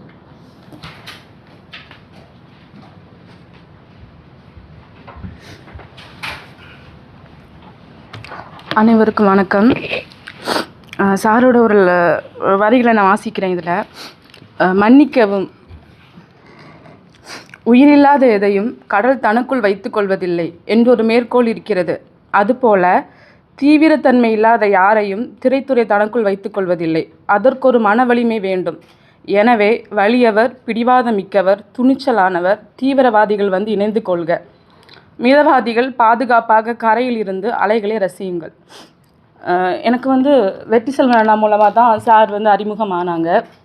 அப்போது முதல் வகுப்பில் கலந்து கொள்வதுக்கு முன்னாடி எனக்குள்ளே நிறைய கேள்வி இருந்தது. எப்படி 5 வாரத்தில் எப்படி ஒரு திரை வந்து இயக்குனராகணும் நம்ம நினைக்கிறது எப்படி கற்றுக்கொள்ள முடியுங்கிறது சாரோட வகுப்பு முடித்த பிறகு எனக்கு புரிஞ்சுது. அதாவது இயக்குனரை கற்றுக்கொள்ளுதமோ இல்லையோ, ஒரு வாழ்வியல் அவர் கற்றுக் கொடுக்குறாரு. எப்படி ஒரு மன வலிமையாக இருக்கட்டும். சார் அதிகமாக பேச மாட்டாங்க. பொதுவாகவே வகுப்பு எடுக்கிறாங்கன்னா அதிகமாக பேசுறது கிடையாது. அந்த வகுப்பு எடுத்துகிட்டு நாங்கள் என்ன கேள்வி கேட்குறோமோ அதை காது கொடுத்து கேட்டுட்டு திரும்ப அதுக்கான பதிலை சார் தருவாங்க. அப்போ நான் நிறைய நாள் யோசிச்சிருக்கேன். ஏன்னா நான் கொஞ்சம் அதிகமாக பேசுகிற ஆள், எங்கள் வகுப்பில் இருக்க எல்லா மாணவருக்கு தெரியும். கொஞ்சம் என்னோடய சவுண்ட் அதிகமாக இருக்கும். ஆனால் அப்போவே எல்லாருக்கும் நான் தெரிகிற மாதிரி இருக்கும். அந்த இடத்துல அந்த 20 பேரில் நான் தனியாக தெரிவேன். அப்போ நானே எனக்குள்ளே நினைப்பேன், பேச்சை குறைக்கணும். ஏன்னா நம்ம சார்கிட்ட கற்றுக்கிட்ட முதல் விஷயம் அமைதி. ஒருத்தங்க அமைதியாக இருந்துக்கிட்டு இவ்வளோ இன்புட் உள்ளே வச்சுருக்காங்களான்னு சாருக்கு மறைவுக்கு போதும் எனக்கே தெரிய வந்தது. ஏன்னா அந்த அமைதிக்குள்ளே அவ்வளோ விஷயம் இருந்ததான்னு சார்கிட்ட கற்றுக்கிட்ட விஷயம் அமைதி. அந்த அமைதி வந்து இப்போவும் என்னை பெருசாக பாதிச்சிருக்கு. அந்த அமைதி அது. அப்புறம் சாரை பற்றி இன்னொரு விஷயம் சொல்லணுன்னா, இப்போ நான் வந்து ப்ரிப்பேர் பண்ணல, திடீர்னு இப்போ சொன்னாங்க. ஸோ எனக்கு நான் என்ன பேசுகிறோம் அதை பேசிட்டு போகிறேன். அப்புறம் சாரோட ஒரு நினைவை நான் பகிர்ந்து கொள்ளணும். கடைசி இந்த கிளாஸ் எல்லாம் முடிச்சுக்கிட்டு நாங்கள் சென்னைக்கு போயிருந்தோம் அந்த ப்ராக்டிக்கலுக்காக. அப்போது சார் வந்து கிளாஸ் எல்லாம் முடிச்சுட்டு நைட்டு 9 o'clock இருக்கும். அப்போ கிளம்புற டைம் என்னை கூப்பிட்டு சொன்னாங்க, பொன் விநாயகி பயப்படாத, கண்டிப்பாக நீ படம் பண்ணணும்னு சொன்னாங்க. இப்போ கிளாஸில் இருக்க எல்லோரும் என்னை பார்த்து சிரித்தாங்க. எதுக்குன்னா பார்த்தியா சார் ஒன்றை மட்டும் தான் நம்புறாருன்னு. அவங்க எனக்கு கிண்டல் பண்ணி தான் சிரித்தாங்க. ஆனால் எனக்கு ஒரு கரேஜ் மாதிரி, இவ்வளோ வேலி சார் என்கிட்ட சொல்லியிருக்காங்கன்னு சொல்லிட்டு எல்லாம் முடிஞ்சு நாங்கள் வீட்டுக்கு வந்துட்டோம். வீட்டுக்கு வந்து நான் இப்போ வெக்கேஷனுக்கு ஊருக்கு போயிருந்தேன். எனக்கு கொஞ்சம் உடல்நலம் சரியில்லை. அப்போது எனக்குள்ளே பல யோசனை, எப்படி நம்ம சினிமா பண்ண போகிறோமா, உடல்நலம் சரியில்லை, எப்படி எல்லாத்தையும் தூக்கிட்டுலாம் முடியாதுன்னு நான் கொஞ்சம் பின்வாங்கியிருந்தேன். இதெல்லாம் நமக்கெல்லாம் தேவை கிடையாதுன்னு சொல்லிட்டு சொன்னால் நம்ப முடியுமான்னு தெரியாது. சார் இறந்த நாள் அன்றைக்கி என்னோடய ஸ்டூடெண்ட் ஒருத்தங்க எனக்கு ஒரு மெசேஜ் போட்டிருந்தாங்க. என்ன பண்ணுவினாகி படம் பண்ணுவீங்கன்னு சொன்னீங்க சார், கதையெல்லாம் எழுதிட்டிங்களான்னு கேட்டாங்க. நான் சிரிச்சுக்கிட்டே, இல்லைப்பா உடல்நலம் சரியில்லை, அதெல்லாம் இனி எங்கே போட்டுட்டு பார்க்கலாம், ட்ரீட்மெண்ட் போயிட்டுருக்கு அப்படிலாம் பேசிட்டு எனக்குள்ள திரும்பியும் தோங்குது. சார் கண்டிப்பாக ஒரு வார்த்தை சொல்லுவாங்க, நீ முயற்சி பண்ணுறதை விடவும் விடாமுயற்சி பண்ணணும். தொடர்ந்து ஒரு விஷயத்த பண்ணிக்கிட்டு இருந்தேன்னா அது இன்னொரு இடத்துல கொண்டு விட்டு நான் இப்போ உங்களுக்கு எல்லா வகுப்புலேயும் சொல்கிற ஒரு விஷயம் கன்சிஸ்டன்சி. நீ அதை ஸ்டாப் பண்ணவே கூடாதுன்னு சொல்லுவாங்க. அன்றைக்கி நான் சாரோட 2 புக்கை எடுத்து என்னோடய புக்ஸ் எல்லாம் அடுக்கி வச்சுட்டு உலக சினிமா புக்கையும் என்னோட புக்கையும் எடுத்து வச்சுட்டு நான் நைட்டு தூங்குறேன். மறுநாள் காலையில் சார் இறந்துட்டாங்க. இது என் ஃப்ரெண்ட்ஸ், க்ளோஸ் ஃப்ரெண்ட்ஸ் எல்லாருக்கும் தெரியும். நான் உடனே ஷேர் பண்ணுறேன். இப்போ நான் அதை எப்படி எடுத்துக்கிறேன்னா, எவ்வளோ பேர் இருக்கலாம், எனக்கு சார் நினைவுபடுத்துகிற மாதிரி விட்டுறாத. ஏன்னா நான் அதை அந்த மாதிரி ஒரு திங்கிங்கில் இருந்தேன். என்னால் முடியாது. பட் என்னதோ எனக்கு இது ஒரு என்கிட்ட சார் சொல்லிட்டு போன மாதிரி. அது மறுநாள் இறக்குறாங்க, முந்தின நாள் எனக்கு அது ஒரு ஃபீல். எனக்கு ஒரு நினைவுபடுத்திட்டு போயிருக்கிறாரு, கனவை விட்டுறாத, நீ தொடரணும்னு சொல்லிட்டு. அதே மாதிரி சார்கிட்ட சொல்லிட்டு வந்தேன் கடைசியாக, சார் நான் கதை எழுதிட்டு வரவே சார்னு. பட் இந்த விஷயத்தை நாங்கள் எதிர்பார்க்கல. ரொம்ப உணர்ச்சி வசமாக தான் இருந்தது. பட் ஒரு தைரியம் இருக்குது. சார் எப்பவும் சொல்லுவாங்க, படம் தானே, ஒரு படம் என்ன ஒழுங்காக வரலன்னு என்ன அடுத்த முயற்சி பண்ணிட்டு போகிறது, இதெல்லாம் பெரிய விஷயம் இல்லைங்கிறது எனக்கு ஆச்சரியமாக இருக்கும். படம் தானே பண்ணிடலாமாங்கிறது ரொம்ப ஆச்சரியமான விஷயம். நம்மளாம் அது பெரிய விஷயமா எடுத்துகிட்ருக்கோம். சாரோட மாணவர்களுக்கு அவர் கற்றுக் கொடுத்த விஷயம் அதுதான். பண்ணிடுங்க, முயற்சி பண்ணுங்கள், கன்சிஸ்டன்சியாக பண்ணுங்கள், அது உங்களோட இடத்துல கொண்டு விடணும். அது அவங்க சாரோட மாணவர்களுக்கு எல்லாமே ஒரு தன்னம்பிக்கை, அந்த வார்த்தை விடாமுயற்சியாக தொடர்ந்து பண்ணணுங்கிறது. அப்புறம் சார் ஒரு நல்ல மாணவன், ஆசிரியர். நான் கிளாஸ் முடிச்சுன்னு ஒரு லைன் எழுதியிருப்பேன், கற்றுக்கொள்வதின் சிறப்பே யாரிடம் கற்றுக்கொள்கிறோம்னு. அந்த பெனிஃபிட் ஏன் சார்கிட்ட சொல்கிறேன்னா, சார் நல்ல ஒரு மாணவன். எங்கள் சார் இவ்வளோ படத்துக்கு ஒளிப்பதிவு பண்ணியிருக்காங்கன்னு எனக்கு இப்போ தெரியுது. நாங்கள் அவர் ஆஃப்டர் டெத் நம்ம எல்லாம் தெரிஞ்சுக்கிட்டோம். அடிக்கடி பேசுகிற வார்த்தை மாதவன் எல்லாருக்கும் தெரிஞ்சிருக்கும், அலைபாயுதே படத்தை பற்றி பேசுவாங்க. பிசி ஸ்ரீராம் சார் அவர் என்ன கற்றுக்கிட்டாரோ அதை வச்சு தான் எங்களுக்கு கற்றுக் கொடுப்பாங்களே தவிர, நான் இவ்வளோ பண்ணியிருக்கேன் எனக்கு எந்த பெருமிதமும் நாங்கள் சார்கிட்ட பார்த்தது கிடையாது. எனக்கு ரொம்ப ஆச்சரியமாக இருந்தது, இவ்வளோ விஷயம் பண்ணியிருக்காங்க, எங்கள்கிட்ட சொன்னதே இல்லை, அதை காமிச்சதே இல்லை. நல்ல ஒரு மாணவரை, நல்ல ஒரு ஆசிரியர் மாணவியாக இந்த இடத்துல நான் நிற்கிறேன். எப்போவும் சார் ஒரு கடிதம் எழுத சொல்லியிருந்தாங்க எங்களெல்லாம் ஆரம்பத்தில். அந்த கடிதத்தில் நான் எழுதியிருந்தேன், சார் என் எல்லாரும் கேட்பாங்க, ஹூ ஆர் யூ, நீ யார்? எனக்கு இப்போவும் வர கேள்வி, இப்போ பொன் விநாயகின்னா நாங்கள் உங்களை பார்க்குறோம், உங்களுக்கு பேரில் பின்னாடி என்ன அடையாளம்னு கேட்பாங்க, என்ன வேலை பார்க்குறீங்க, என்ன பண்ணுறீங்க. இதை நான் சாருக்கு ஒரு லெட்டராக எழுதியிருந்தேன். எல்லோரும் கேட்குறாங்க, சார் எனக்கு என்ன அடையாளப்படுத்திக்கணும்னு ஆசை நான் சொல்லுவேன். சார் அந்த அடையாளத்தோடு நான் அவர்கிட்ட போய் நிற்கணும்னு நினச்சேன். பட் தெரியல. பட் அதை நான் பண்ணணும். அதை பண்ணுறது தான் நான் சாருக்கு செலுத்துகிற நன்றிக்கடனாக இருக்குன்னு நினைக்கிறேன். அந்த அடையாளத்தை தேடி நம்ம சார்கிட்ட போகணும், அவர் கொடுத்துருக்குறாரு, அதை விடாமல் தொடரணும். அவர் சாரோட மாணவர்களும் அதை தொடருவாங்க. கடைசியாக வெற்றி சொல்லணும், எனக்கு ரொம்ப நன்றி. ஏன்னா இந்த இந்த இந்த ஆசிரியருக்கு ஒரு மாணவியாக என்னை அறிமுகப்படுத்துறது அண்ணா தான். நன்றியோடு இதை முடிச்சுக்கிறேன்.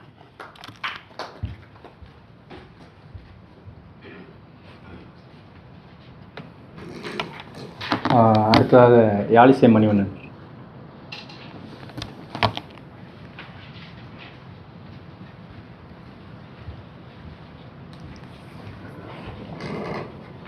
அனைவருக்கும் வணக்கம்.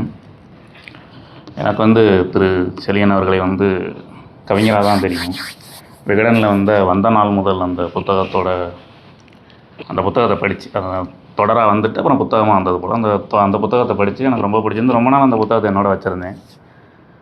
சரி, எல்லோரும் பேசணுங்கிறதுனால நான் ஒரு கவிதை மட்டும், அவரோட ஒரு கவிதையை மட்டும் வாசிச்சுட்டு, கொஞ்சம் நீள் கவிதை தான்.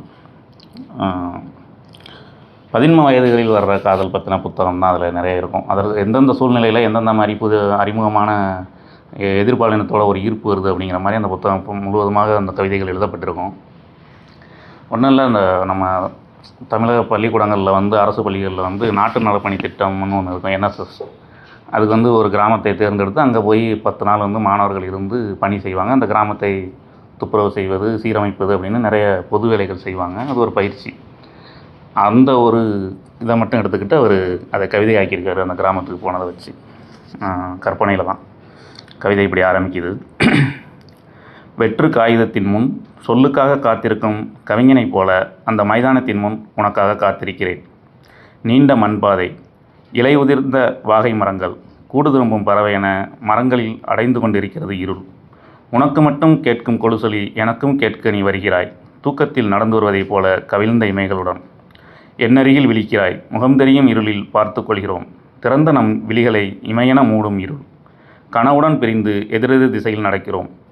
யாரும் அறியாத இரவில் நாம் சந்தித்த இடத்திலிருந்து இணையாக தொடர்கின்றன நம் சுவடுகள். கல்லூரி முதல்வரிடம் நாட்டு நலப்பணி திட்டத்துக்காக ஒரு சிற்றூரில் பயிற்சி முகாம். சாலைகள் சீரமைக்கவும் நீர்க்குளத்தை சுத்தம் செய்யவும் அந்த ஊருக்கு வரும் குழுவில் நான் இருக்கிறேன். கற்படிகளால் ஆன குளம், பாலடைந்த கோயில், உயர்ந்த மாடங்கள் கொண்ட தொன்மையான தெருக்கள், இரவெல்லாம் மயில்கள் அகவும் அந்த ஊர் உன்னுடையது. எரியும் வெயிலில் குடிநீர் குளத்தின் ஓரமிருந்த எருக்கஞ்செடிகள் முட்புதர்கள் ஒலித்து ஓய்ந்த மாலை பொழுது சக மாணவர்கள் ஊர் சுற்ற கிளம்ப குளக்கரையில் தனித்திருக்கிறேன். வாழ்த்தட்டை ஓவியம் போல அந்தி வெயிலில் போயின மாட்டு வண்டிகள். ஆலமர நிறுத்தத்திலிருந்து கிளம்பும் நகரப் பேருந்து புழுதி கிளப்பிச் செல்கிறது. சூரிய ஒளியில் மைதானத்தில் நகர்ந்தன செம்மண் மேகங்கள். பானைகளில் நீரெடுத்து திரும்பும் பெண்கள் மறையும் நிலக்காட்சியிலிருந்து நீ வெண்கலக் குடத்துடன் வருகிறாய். உதிர்ந்த சருகுகள் உன்னுடன் கூடவே வருகின்றன. நான் எதிர்க்கரையிலிருந்து வருகிறேன். ஒவ்வொரு படியாக இறங்குகிறாய். ஒரு நிலையில் அந்திச்சூரியன் உனது ஒளிவட்டம் போல் மிளிர்ந்து மறைகிறது. நீரில் உனது உருவம், கரையில் நானுமாக உன்னை பார்க்க வருகிறோம். மேகங்கள் மிதக்கும் குளத்தில் நீ கால் வைக்கிறாய். கொலுசெனப் பெருகின நீர்வளையங்கள். உன் உருவம் வீழ்ந்ததும் மேகங்கள் கலைந்து அதிர்வு கொள்ளாது திசையெங்கும் விரைந்தன சிற்றலைகள். உன் குடத்தில் நிரம்புகிறது வானம். நெளிந்து வளரும் உன் உருவத்துடன் நீ அனுப்பிய அலைகள் தொட்டு கலங்குகிறது உன் உருவம். நாம் பார்த்து கொண்ட அந்தி பொழுதில் நெளிந்தன நம் உருவங்கள்.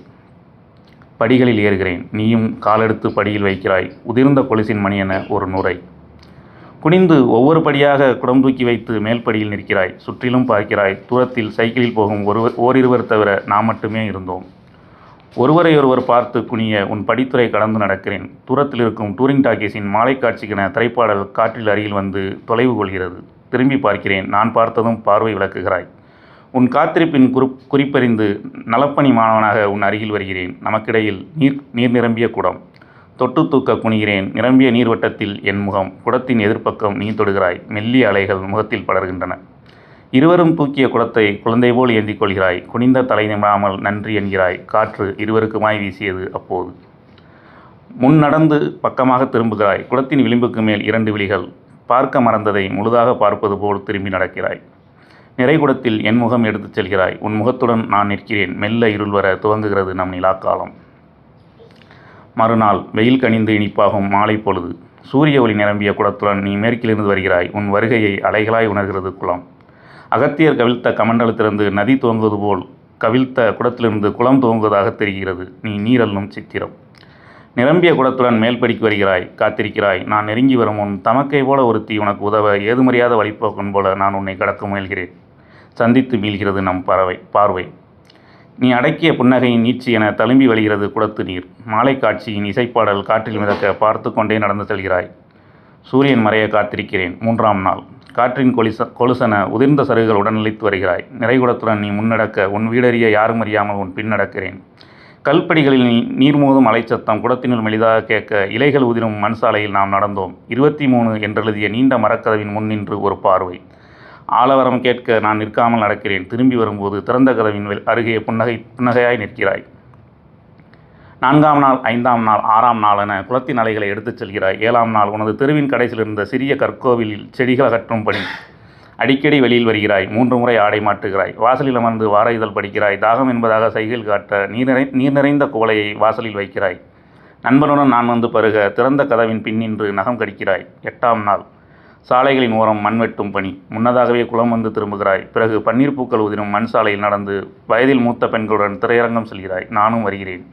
சிவாஜி கணேசன் அழுது முடித்த இடைவேளையில் பீடிப்புகை மணக்க மஞ்சள் வெளிச்சத்தில் பார்த்து கொண்டோம். 9ஆம் நாள் சந்தைக்கிழமை. நாம் பார்த்து கொள்ளவில்லை.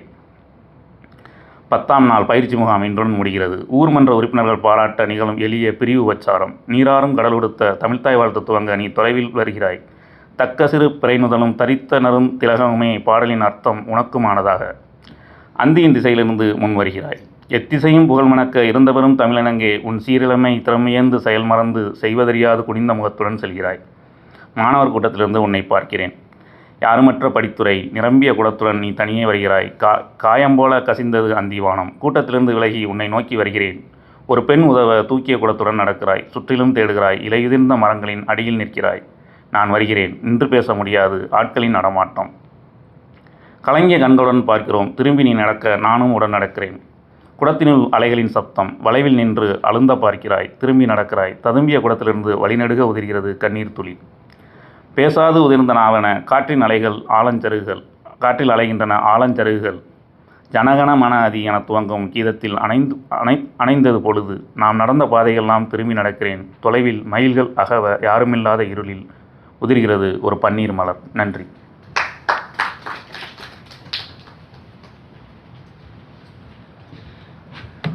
அடுத்ததாக டிஎஃப்எஸோட மாணவர் இயக்குனர் நம்ம மாதவன் நினைக்கிறேன்.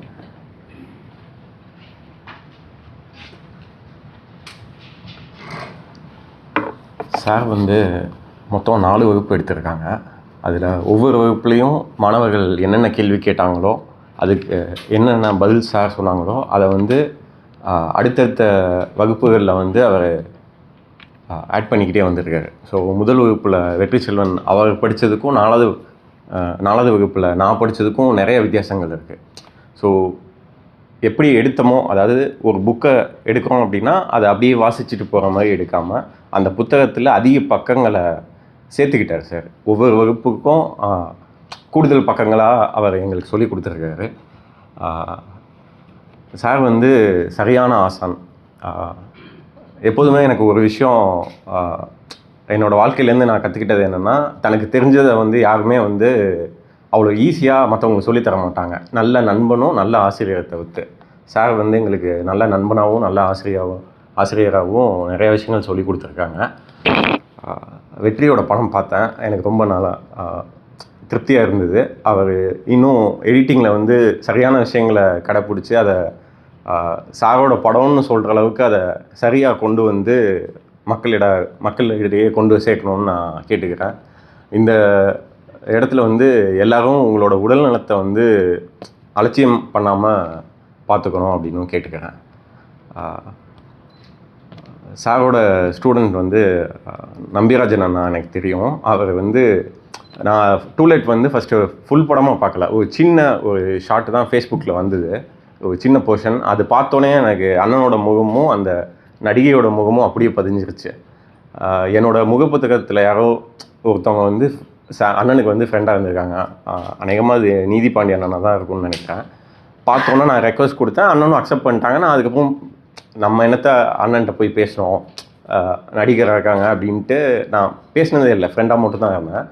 அண்ணன் வந்து இங்கே ஒரு படம் பண்ண வரப்போ, வெளிநாட்டு ஊழியர்கள் பற்றி படம் பண்ண வரப்போ யாரோ அண்ணன்கிட்ட சொல்லியிருக்காங்க, அதுவும் நீதி பாண்டி அண்ணனாக தான் இருக்கும்னு நினைக்கிறேன், நீ வெளிநாட்டு ஊழியர்களை பற்றி படம் பண்ணுறோன்னா நீ இந்த படத்தை பாரு அப்படின்னு சேலரி லிங்க்கை அண்ணனுக்கு அனுப்பிச்சிருக்காங்க. அவர் படம் பார்த்துட்டு எப்படியோ என்னை கண்டுபிடிச்சி அவர் எனக்கு மெசேஜ் பண்ணி, நான் இந்த மாதிரி படம் எடுக்கிறேன் நீ வந்து பாரு அப்படின்னு சொல்லி கூப்பிட்டு, நான் வேடிக்கை பார்க்க தான் போயிருந்தேன், திடீர்னு என்னை கூப்பிட்டு நீ ஒரு சின்ன போர்ஷன் நடி அப்படின்னு சொல்லி பண்ணாங்க. அதெல்லாம் வந்து சார்கிட்டேருந்து கற்றுக்கிட்டதுனால தான் அந்த விஷயத்த அவர் அன்றைக்கி பண்ணியிருக்காரு அப்படிங்கிறது எனக்கு லேட்டாக தான் ரிலீஸ் ஆச்சு. கூடிய விரைவில் எல்லாம் சரியாக நடந்தால் நானும் என்னோடய படத்தை எடுக்கிறதுக்கான முயற்சியில் இறங்குவேன். நான் சார்கிட்ட சொல்லியிருந்தேன், எப்படியாவது ஒரு முழு படத்தையும் தலைகீழாக நான் எடுக்கணும் அப்படிங்கிறதான் என்னோடய ஆசைன்னு சொல்லியிருந்தேன். எல்லாம் காலம் சரியாக வந்ததுன்னா அதை வெகு சீக்கிரமாக ஆரம்பிச்சிடுவேன். நன்றி. இந்த அரங்கில் வந்து 4 மணிக்கு இன்னொரு நிகழ்வு இருப்பதால் நம்ம அடுத்தடுத்து பேச வரவங்க கொஞ்சம் சுருக்கி பேசி நல்லா இருக்குன்னு நினைக்கிறேன். அடுத்ததாக கவிஞர் அண்ணன் நெப்போலியன் அவர்களை அன்போடு அழைக்கிறேன்.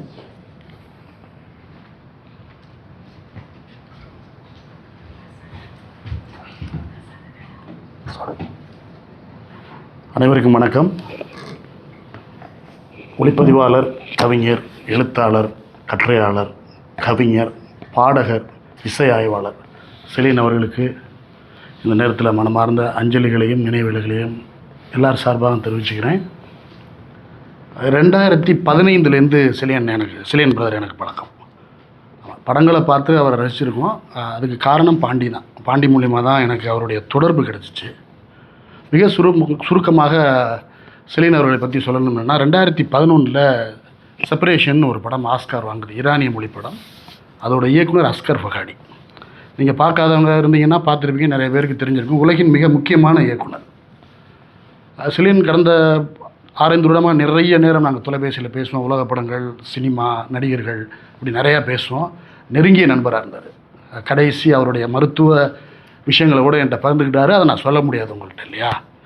அப்போ ஒரு சர்வதேச விருதுக்கு வந்து டூலெட் படம் வந்து போகுது.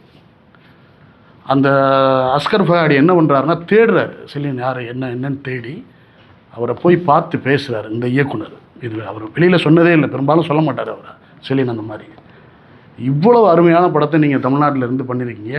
ஏன்னா அவரோட சேர்ந்த இன்னொரு இன்டர்நேஷ்னல் டீமில் வந்து உள்ள இன்னொரு நீதிபதி வந்து விருதுகளில் சில கமெண்ட்ஸ் இருக்கும் இல்லையா, ஒத்துக்காதனால டூலெட்டுக்கு அது தவறி போகுது. அந்த இடத்துல முதல் பரிசுலேருந்து தவறி போகுது. கோவாவிலே இன்னொன்று நினைக்கிறேன், ஏதோ ஒரு சர்வதேச படம் நடக்கும்போது வந்து பேசுனதை வந்து என்கிட்ட பகிர்ந்துட்டார்.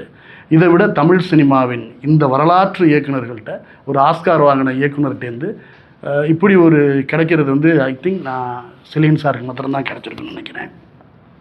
தன்னோட டூலெட் படத்தை எடுத்து முடிச்சுட்டு அவர் எங்கே கொண்டு போகிறாருன்னா அடூர் கோபாலகிருஷ்ணன், இந்தியாவின் மிக முக்கியமான இயக்குனர். என்னை போல நான் அவர்கிட்ட தான் முதல்ல போய் எடுத்துக்கொண்டே காமிச்சேன். ஏன்னா அவர் நேசிக்கிற ஒரு இயக்குனர். இங்கே திரைப்பட மாணவர்களும் இருக்கீங்க, நிறைய பேருக்கு அவரை தெரிஞ்சிருக்கும். யாரும் பார்க்கலன்னா அடூரோட மொத்த படத்தையும் பார்த்துருங்க. செலியனோட ஆதர்ஷ இயக்குனர் வந்து அடூர் கோபாலகிருஷ்ணன்.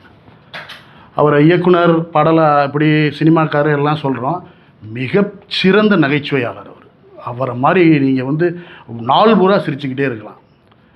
ஒரு படம் நடக்குது, அந்த படத்தை பேர் இயக்குனர்லாம், அதில் இவர் ஒளிப்பதிவாளராகவோ ஒளிப்பதிவு உதவியாளராகவோ இருக்கிறாரு. ஒரு என்ஆர்ஐ வந்து சினிமா ஆர்வத்தினால அந்த படத்துக்கு நடிக்க வர்றாரு. அமெரிக்காவிலேருந்து அந்த படத்துக்கு ஒரு கணவனாக நடிக்க வர்றாரு. அந்த நீலாங்கரைக்கு அந்த பக்கம் அந்த படப்பிடிப்பு நடந்துக்கிட்டு இருக்கு. டைரக்டர் ரொம்ப கோபக்கார இயக்குனர். இவர் வந்ததுலேருந்து அந்த என்ஆர்ஐ தன்னை எப்படியாவது நடித்து ஒரு பயங்கரமாக காமிச்சிடணும்னு அந்த ஆர்வத்திலே இருக்கார். ஒளிப்பதிவாளர் தான் ரொம்ப முக்கியம்னால செலியன்கிட்ட போயிட்டு எப்படின்னா அவர் ரொம்ப என்கரேஜ் பண்ணார், அப்படிலாம் நடிங்க இப்படிலாம் நடிங்கன்னு. பொறுக்க முடியல, திருப்பி திருப்பி கேட்டுக்கிறதுனால அவர் என்ன சொல்கிறார் அப்படின்னா, நீங்கள் நல்லா நடித்து இம்ப்ரெஸ் ஆகிட்டிங்கன்னா டைரக்டர் தொடர்ந்து படத்தில் வாய்ப்பு கொடுத்தாரு, பின்னிடணும் நீங்கள் அப்படின்றாப்புல. ஆனால் திடீர்னு பார்த்தீங்கன்னா டைரக்டர் அறையில் வந்து பயங்கரமாக கத்திக்கிட்டு இருக்கார். படத்தோட காட்சி என்னென்னா, மனைவி வந்து சங்கீதத்தில் ரொம்ப ஆர்வம், வீணையை வச்சு வாசிக்கணும். கணவர் வந்து அதுக்கு எந்த சம்மந்தமும் இல்லாமல் என்ன நீ அதை வீட்டு வேலையெல்லாம் பண்ணணும் திட்டுற காட்சி. ஆனால் டைரக்டர் ஏன் திட்டிருக்கேன், வீணையை கொண்டாட மாட்டேன் என் ஸ்பாட்டுக்கு. கால் ஷீட் முடிய போது வீணையே கொண்டாடுறனால டைரக்டர் பயங்கரமாக கத்திக்கிட்டு இருக்காரு. டவுனில் உள்ளார போய் அந்த வீணையை கொண்டாடணும், போங்கடா போய் எடுத்துகிட்டு வாங்கன்னு சொல்கிறப்ப வீணையை எடுக்க போகிறாங்க அசிஸ்டன்ட் டைரக்டர்ஸ் யார். இதுக்கு நடுவில் தன்னை பயங்கரமாக அந்த என்ஆர்ஐ ப்ரிப்பேர் பண்ணிவிட்டு மறுபடியும் செலியன்ட்ட போயிட்டு நீங்கள் ஏதாவது எனக்கு டிப்ஸ் நல்லா பண்ணுங்கள், ரொம்ப வித்தியாசமாக எல்லோரும் யூனிட்டே பயப்படுற மாதிரி நீங்கள் பண்ணணும் அப்படின்னு ஏற்றி விட்டுறாப்புல. நல்லா வீணையை ஒரு 1.5 மணி நேரம் கழித்து கொண்டாந்து ஷார்ட்டை வைக்கிறேன், கொண்டாந்து வச்சு ரோலிங் ஆக்ஷன்றாங்க. இவர் செலியன் சொன்ன ஆர்வ கோளாறில், இது எல்லாமே செலியன் சார் சொல்கிறது, ஆர்வ கோளாறில் போய் டயலாக் பேசாமல் நேராக இந்த என்ஆர்ஐ என்ன பண்ணிடுறாப்புல, என்ன நீ வீட்டு வேலையெல்லாம் பார்க்கணும்னு வீணையை தூக்கி போட்டு உடச்சிடலாம். இது வந்து நீங்கள் சிரிக்கிறீங்க, ஆனால் அவர் சொல்லணும் வீணையே உடச்சி போடுறாப்புல. அப்புறம் இது போன்ற மிகப்பெரிய நகைச்சுவைக்கு சொந்தக்காரர். ஆனால் என்னென்னா, நெருங்கிய நபர்கள், அவரோட குறைன்னு சொல்ல மாட்டேன், நெருங்கிய நபர்கள்ட்ட கூட ரொம்ப உன்னிப்பான சில முக்கியமான விஷயங்களை ரொம்ப பகிர்ந்துக்கவே அவருடைய பலவீனம் நான் சொல்லுவேன். பலவீனம் கூட நான் நண்பர்ன்றனால சொல்கிறேன். ஏன்னா அவருக்கு நேரம் ரொம்ப குறைவாக இருக்குது. என்னையும் நடிக்க வச்சார். உயிரெழுத்து சுதீர் தயாரிப்பில் ஒரு படம், ஒரு இண்டிபெண்டன்ட் ஃபிலிம் தான். ஒரு வில்லனாக ஒரு சின்ன போலீஸ் கதாபாத்திரத்தை போய் நான் சென்னையில் போய் நடிச்சிட்டு வந்தேன். அந்த ஒரு நாள் அனுபவம் வந்து அவர் எப்படி இப்போ அதான் இப்போ எல்லாரும் பேசின மாதிரி இலகுவான இயக்குனர் அவர், அவ்வளோதான். நீங்கள் சினிமாவை நீங்கள் நினச்சிட்டு இருக்க எந்த பிரம்மாண்டமும் இல்லாமல், எப்படி நீங்களாக நடிங்க, நீங்கள் நடிக்கிறத நடிங்க, வழக்கமான அதுதான் செலியனோட வெற்றி அப்படின்னு நான் சொல்லுவேன். நிறைய பேசலாம் செலியன் அவர்களை பற்றி. விஜய் சேதுபதியை வந்து தென்மேற்கு பெருவாற்காற்றில் கதைநாயகனாக முதல் கேமரா வைக்கிறது அவர் தான். இவன் தம்பி சொன்ன மாதிரி வந்து அந்த ஆடு திருடுற நிலவொலியில் எடுக்கப்பட்ட காட்சி அது. அந்த போய் ஆடு தமிழ் சினிமாவின் மிக முக்கியமான காட்சி. அதேபோல் பரதேசியில் வந்து அந்த மாந்தர்கள் வந்து புலம்பெயர்றது நம்ம என்னமோ ஒரு பெரிய எங்கேயோ எடுத்துன்னு போட்டோம். தென் மாவட்டத்தில் நான் இப்போ திருப்பத்தூர் பக்கத்தையோ சிவகங்கை பக்கத்தெல்லாம் எடுத்தேன் அப்படின்ற மாதிரி சொல்லுவார். அதே போல் டூலெட் அப்படிங்கிற படம் பல விருதுகளை வாங்கியிருந்தா கூட அந்த படத்தை பற்றிய பெரிய எப்படி சொல்கிறது, கதையின் மாந்தர்களாக இருக்கட்டும், காட்சிகளாக இன்னும் ஒரு பெரிய அதை பற்றின உரையாடல் நடக்கவே இல்லை. இன்னும் சில வருடங்கள் கிடந்து இந்தியாவின் உலகின் மிக முக்கியமான படங்களாக அதில் வர ஒரு சில காட்சிகள் வந்து பார்த்திங்கன்னா, புறா வந்து கடைசியில் அந்த வீட்டை விட்டு போகும்போது அடிக்கிற ஒரு காட்சி, இந்த மாதிரி நிறைய காட்சிகள் இருக்குது. செலினை பற்றி பேசக்கூடிய இதுவாக இருக்கும். 2018 வந்து 18 ரைட்டர்ஸ் ஃபெஸ்டிவலுக்கு செலின் அவர்களை இங்கே நம்ம வரவழைத்தோம். தமிழ் சினிமாவில், இந்திய சினிமாவில் ஒரு சினிமா டெக்னீஷியன் சிங்கப்பூர் எழுத்தாளர் விழாவிற்கு வந்தது முதலும் இன்று வரை அவர் ஒருத்தர் தான். வந்து இங்கே உள்ள நம்ம உலக கேன்ஸ் ஃபெஸ்டிவல்ஸ்லாம் போன ஒரு படத்தை எடுத்த எல்லோ பட் எடுத்த இயக்குனரோடலாம் அவர் கலந்துக்கிட்டு உரையாடினார். செலியனை பற்றி நிறையா பேசலாம். இந்த ஃபிலிம் ஸ்கூல் மாணவர்களும் சொல்லாடு முன்றிலும் இந்த விழாவை முன்னெடுக்கிறது வந்து வரலாற்றில் செலியனுக்கு சிங்கப்பூரில் நடக்கும் மிகப்பெரிய பதிவாக இருக்குன்னு நினைப்பறேன். ஏன்னா இன்றைக்கி மாதவன் ஆகட்டும், தம்பி கிடையெடுத்த தம்பி ஆகட்டும், இவங்கெல்லாம் இருக்காங்கன்னா நாளைக்கு வந்து செலியன் மூலியமாக பற்ற வைத்த இந்த சினிமா அறிவு தீ வந்து மிகப்பெரிய வரலாறாக மாறுங்களில் எந்த மாற்றம். ஏன்னா ஒரு 5 பேராக இருந்தால் கூட இப்போ கிடையை பற்றி நிறையா பேர் பேசுகிறாங்க. அவன் ஏற்கனவே வெற்றிச்செல்வன் வந்து தன்னுடைய கவிதைகள்லையும் இதுலேயும் குறிப்பாக இப்போ வந்து நம்ம நிலம் சார்ந்த படைப்புன்னு சொல்கிறோம் இல்லையா, கண்மணி குணசேகரன் இந்த மாதிரி சொல்கிற மாதிரி நிலம் சார்ந்த படைப்புகள் எடுக்கிறதுல ரொம்ப பேர் கிடையாது லேண்ட்ஸ்கேப்பில். அதுலேயும் குறிப்பிட்ட சமுதாயத்தை பற்றி எடுக்கிறதுல வெற்றிச்செல்வன் வந்து நான் நிறைய நம்பிக்கைகள் இருக்குது. கண்டிப்பாக உலக படத்துக்கு அவனுடைய படம் போகணுன்னு நான் ஆசைப்பட்றேன். ஏன்னா ஒரு குறிப்பிட்ட சமூகத்தை பற்றி தானே எடுத்தல் அதற்கு செலியன் அவர்கள் வந்து மிக முன்வதாக இருக்கிறதுக்கு மகிழ்ச்சியாக இருக்குது. இந்த இடத்துல இந்த கூட்டம் மிக சிறிவான கூட்டமாக இருந்தாலும் கூட இதைத்தான் செலியன் அவர்கள் விரும்பியிருப்பார் என்று நினைக்கிறேன். இறுதியாக செலியன் எழுதிய ஒரு மிக முக்கியம் நகுலனை போன்று செலியன் ஒரு கவிதை எழுதியிருக்கிறார். அது காதல் கவிதையாக இருந்தாலும் கூட எதுவும் கொண்டு வருவதில்லை எனினும் கொண்டு வருகிறாய், எதையும் கொண்டு செல்வதில்லை எனினும் கொண்டு செல்கிறாய், வருகிறேன் என்னும் பாவனையுடன் போகிறவள் நீ அப்படின்ற அந்த காதல் கவிதையை முடிச்சிருக்கிறார். இதை செலியனுக்கு நம்ம இந்த இடத்துல எப்படி படைக்கலாம்னா, செலியன் எதுவும் கொண்டு வருவதில்லை எனினும் நமக்கு கொண்டு வந்திருக்கிறார். செலியன் எதையும் கொண்டு செல்லவில்லை எனினும் நிறைய கொண்டு செல்கிறார். வருகிறேன் என்னும் பாவனையுடன் போகிற செலியன் அவர்கள் மாதவன் போன்று, வெற்றிச்செல்வன் போன்று, பாண்டித்துரை போன்ற இளைஞர்கள் மனதில் மறுபடியும் படைப்பின் மூலமாக வருகிறவராயிருப்பார். வணக்கங்கள் செலியனுக்கு.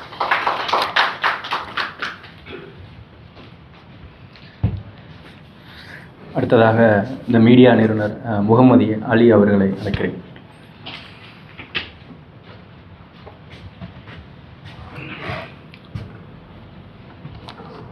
சில மனிதர்களை வந்து நம்ம அவங்கள பற்றி கேள்விப்படும் பொழுது ரொம்ப பிரம்மாண்டமாக இருக்கும். இப்போ நேராக போய் பார்ப்போம், நம்முடைய பார்வைகள் கொஞ்சம் சுருங்கிடும். அவ்வளோதானா அப்படின்ட்டு. இல்லைன்னா பிஹெச் அப்துல் ஹமீத் அண்ணன் எப்போதும் சொல்லுவாங்க, சில மனிதர்களையும் சில பொருட்களையும் தூரத்தில் வைத்து பார்ப்பதே நல்லது அப்படின்னு சொல்லிட்டு. ஆனால் இந்த மனுஷனுக்கு அது பொருந்தாதுன்னு நினைக்கிறேன். ஏன்னா கூட பழகியவர்களில் பேச முடியாமல் தத்தளிக்கிறீர்கள், தொண்டை அடைக்கிறது. கூடயே இருந்து பயணித்த சந்தோஷ், பல நாட்கள் அவரை பற்றி நானும் சந்தோஷம் பேசியிருக்கிறோம். அவர் இருந்திருந்தால் இந்த ஆகஸ்ட் மாதம் அநேகமாக அவரை சென்னையில் சந்தித்திருப்போம் இருவருமே. நாங்கள் பேசி 10 நாள் செய்தி வருது. பாருங்கள், மரணத்தை பார்த்து தயவுசெய்து இங்கே எல்லாருமே ஒரு கணத்தோடு தான் இருக்கிறீங்க. நான் உட்பட நான் பார்த்ததில்லை அவர்கிட்ட பேசுனது கூட கிடையாது. ஆனால் நிறைய அவரை பற்றி பேசியிருக்கிறோம். ஒவ்வொரு முகமாக இந்த மனிதனுக்கு ஒவ்வொரு அதிசயம். அந்த மனிதன் என்னை பொறுத்த வரையிலே ஒளிப்பதிவாளர் அப்படின்னாரு, அப்புறம் ட்ரூலெட்டில் வந்து டைரக்டர் சார் அப்படின்னாரு, அதுக்கப்புறம் இல்லை செழியன ஸ்கூல் மியூசிக்லாம் தெரியும் அவருக்கு அப்படின்னாங்க, அப்புறம் எழுத்தாளர், கவிதை, எத்தனை முகங்கள் அந்த மனிதனுக்கு அப்படின்னு வந்து வியந்திருக்கிறேன். அப்படியே பருவத்தை பார்த்து ஆச்சரியப்படாதீங்க, ஒன்றும் இல்லை. நம்ம எல்லாரும் போவோம் முன்ன பின்னாடி தான், அது ஒன்றும் பிரச்சனை கிடையாது. ஆனால் காலம் சில பேர்களை தான் வந்து கௌரவிக்கணும்னு நினைக்கிறேன். இவர் கொடுத்த கௌரவம் என்ன தெரியுமா? சில படைப்பாளிகள் இருப்பார்கள், அவர்கள் வாழ்கின்ற காலத்திலேயே அவங்கள்ட்ட எல்லாமே கிடைச்சிட்ட மாதிரி நமக்கு தெரியும். ஒன்றும் வரமாட்டேங்குது புதுசாக அவர்கிட்ட இருந்து அப்படின்ட்டு. பல இயக்குனர்கள், பல எழுத்தாளர்கள், பல படைப்பாளிகள் இதற்கு சான்று. அதுவே ஒரு வேதனை. காலம் அவர்கள் மேல் சுமத்தி இருக்கும் ஒரு பெரிய பாரம். அது உள்ளே வரமாட்டேங்குது, முடிஞ்சு போச்சு, மத்தாப்பு தெரிச்சு முடிஞ்சு போச்சுன்னா முடிஞ்சு போச்சு, அவ்வளோதான். ஆனால் அப்படி தான் இருப்பாங்க, ஆனால் உயிரோடு இருப்பாங்க. ஆனால் இந்த மனிதனை பொறுத்தவரையிலே அவரிடம் இன்னும் நமக்கு வேண்டும் வேண்டும் வேண்டும் என்று நாம் எதிர்பார்த்த அந்த தருணத்திலேயே அவர் வந்து நம்மிடமிருந்து வெளிப்பட்டு கொண்டிருக்கின்றார். அதுதான் காலம் அவருக்கு கொடுத்த மிகப்பெரிய கௌரவம் நான் நினைக்கிறேன். என்னுடைய மறைவும் அப்படி இருக்க வேண்டும் என்பதுதான் என்னுடைய ஆசை. என்னிடம் கொடுப்பதற்கு ஒன்றும் இல்லை என்றால் இந்த உலகத்தில் நான் இருக்கக்கூடாது. இது வந்து ஒரு சில படைப்புகளை படைத்தவன் என்ற அடிப்படையில் நான் உங்கள்கிட்ட பகிர்ந்துக்கிறேன். அவர் கொடுத்ததெல்லாம் அவங்களால ஒன்றுமே திருப்பி கொடுக்க முடியாது. இது வந்து கன்றுக்கு வாழை கொடுத்த கொடை தான். உங்களால் முடிந்தால் நீங்கள் யாராவது ஒரு சின்ன பிள்ளையை பார்க்கும் பொழுது அவர் உங்களை எப்படி பாதித்தாரோ, உங்களுடைய படைப்போ, உங்களுடைய சொல்லோ, உங்களுடைய செயலோ அந்த தலைமுறையை பாதிக்கட்டும். எப்போதுமே வந்து நினைவுகள் நிஜத்தை விட அழகு அப்படின்னு சொல்லுவாங்க. இந்த மனிதரை பொறுத்தவரை நிஜமும் அழகு, நினைவும் அழகு. எனக்கு நினைவு தான் கிடைச்சது. அதனால் அந்த நினைவுகள் தான் எனக்கு அவர் என்கிட்ட கை கொடுத்தது தான் நினச்சிக்கிறேன். அவர் அவ்வளோதான். நன்றி.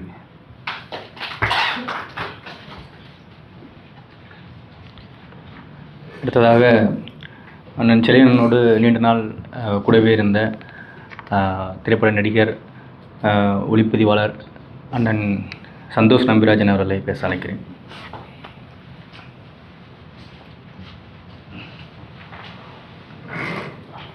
வணக்கம். செழியண்ணன் அண்ணன் தான் சொல்லுவோம் நாங்கள். ஏன்னா வழக்கமாக சினிமாவில் வந்து இந்த சாருங்கன்னு இருக்கும். தமிழ் சினிமா வந்து நிறைய பேருக்கு தெரியாது. ஏன்னா அங்கே வந்து கமர்ஷியல் சினிமாக்கள் வந்து அடிமைகளை உற்பத்தி பண்ணும்.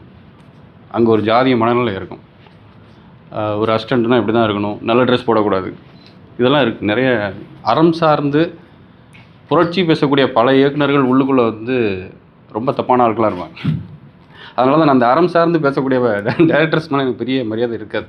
ஏன்னா அவங்க பேட்டிக்குன்னு ஒன்று இருப்பாங்க, நிஜத்தில் வேறையாக இருப்பாங்க. நான் 2003 ஃபிலிம் இன்ஸ்டியூட் முடிக்கிறேன். எனக்கு தமிழ் சினிமாவில் வேலை செய்ய முடியல. நான் வெவ்வேறு ஒளிப்பதிவாளர்கிட்ட வேலை செய்கிறேன். அது ஒட்ட முடியல. ஏன்னா அது ரொம்ப கமர்ஷியலாக இருக்குது.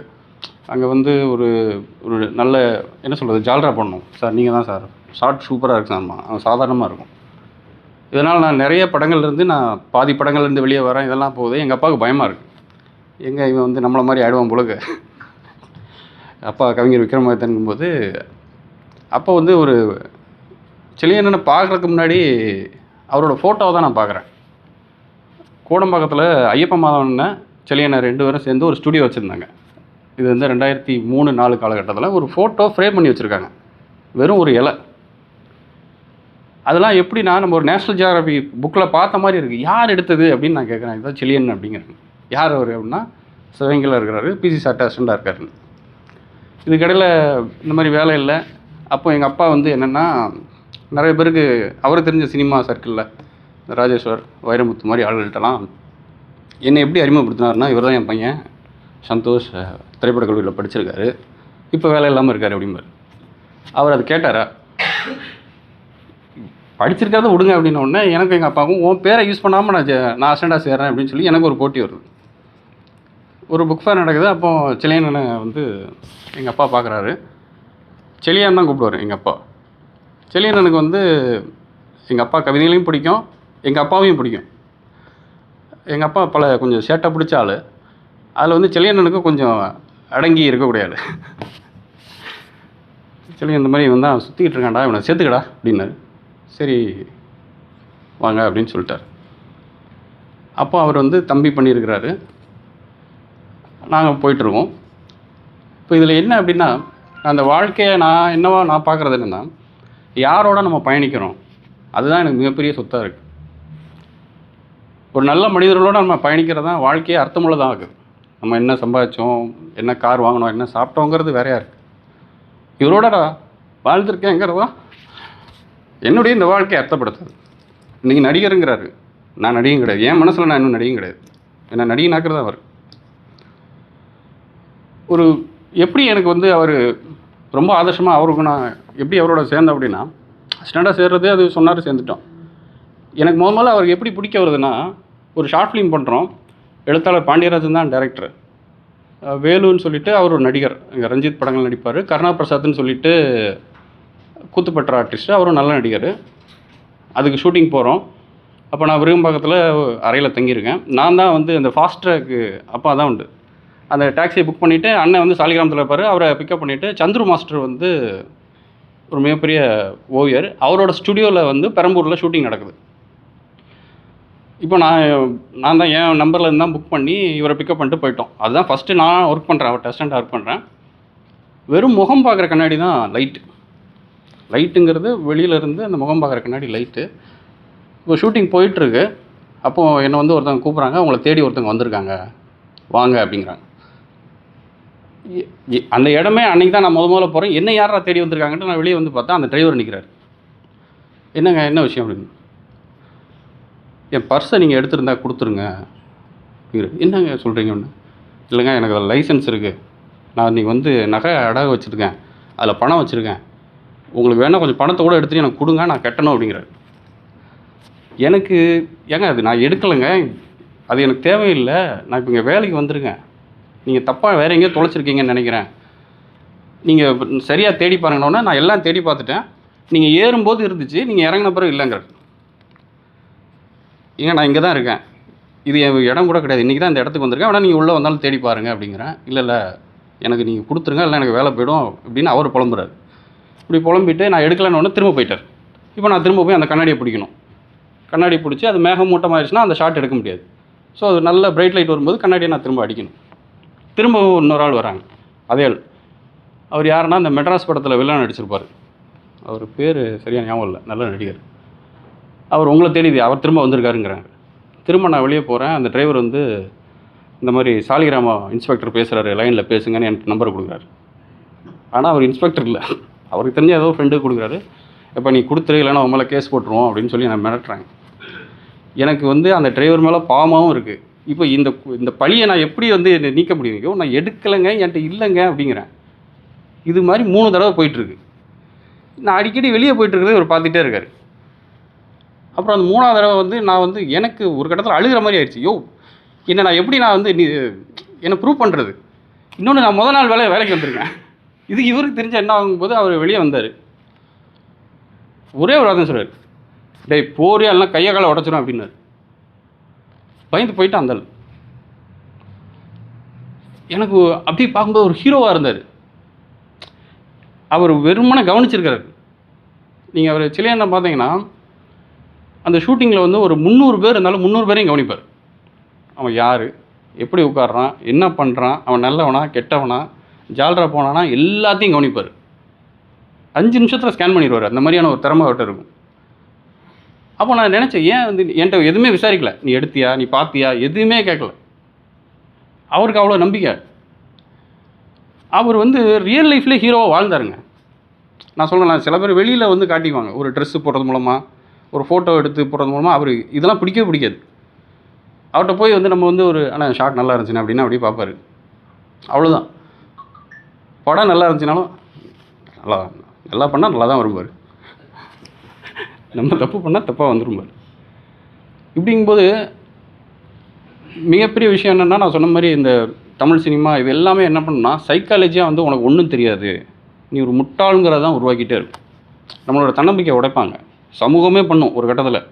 அதுவும் ஆண்கள் டோட்டலாக அந்த டீனேஜில் இருக்கவனை வந்து, ஏன்னா நான் ஒரு படம் எடுக்கிறதுங்கிறது எனக்கு ஃபிலிம் இன்ஸ்டியூட்லேயே கற்றுக் கொடுத்துட்டாங்க. எக்ஸ்போசர் வச்சா படம் வரும், அது நான் இல்லை யாருனாலும் கற்றுக்க முடியும். அதுதான் சிலபஸ். அது விஷயம் கிடையாது, அது படம் கிடையாது, அது டெக்னிக்கலு. அதில் சுவிட்சை போட்டால் லைட் எறிகிற மாதிரி அது சினிமா கிடையாது. நான் இவர்கிட்ட வர்றதுக்கு முன்னாடி பார்த்தீங்கன்னா எல்லாருக்கும் உனக்கு ஒன்றும் தெரியாதுன்னு சொல்லி வச்சுருந்தாங்க. இவர் தான் வரும்போது உன்னால் முடியும் பார்.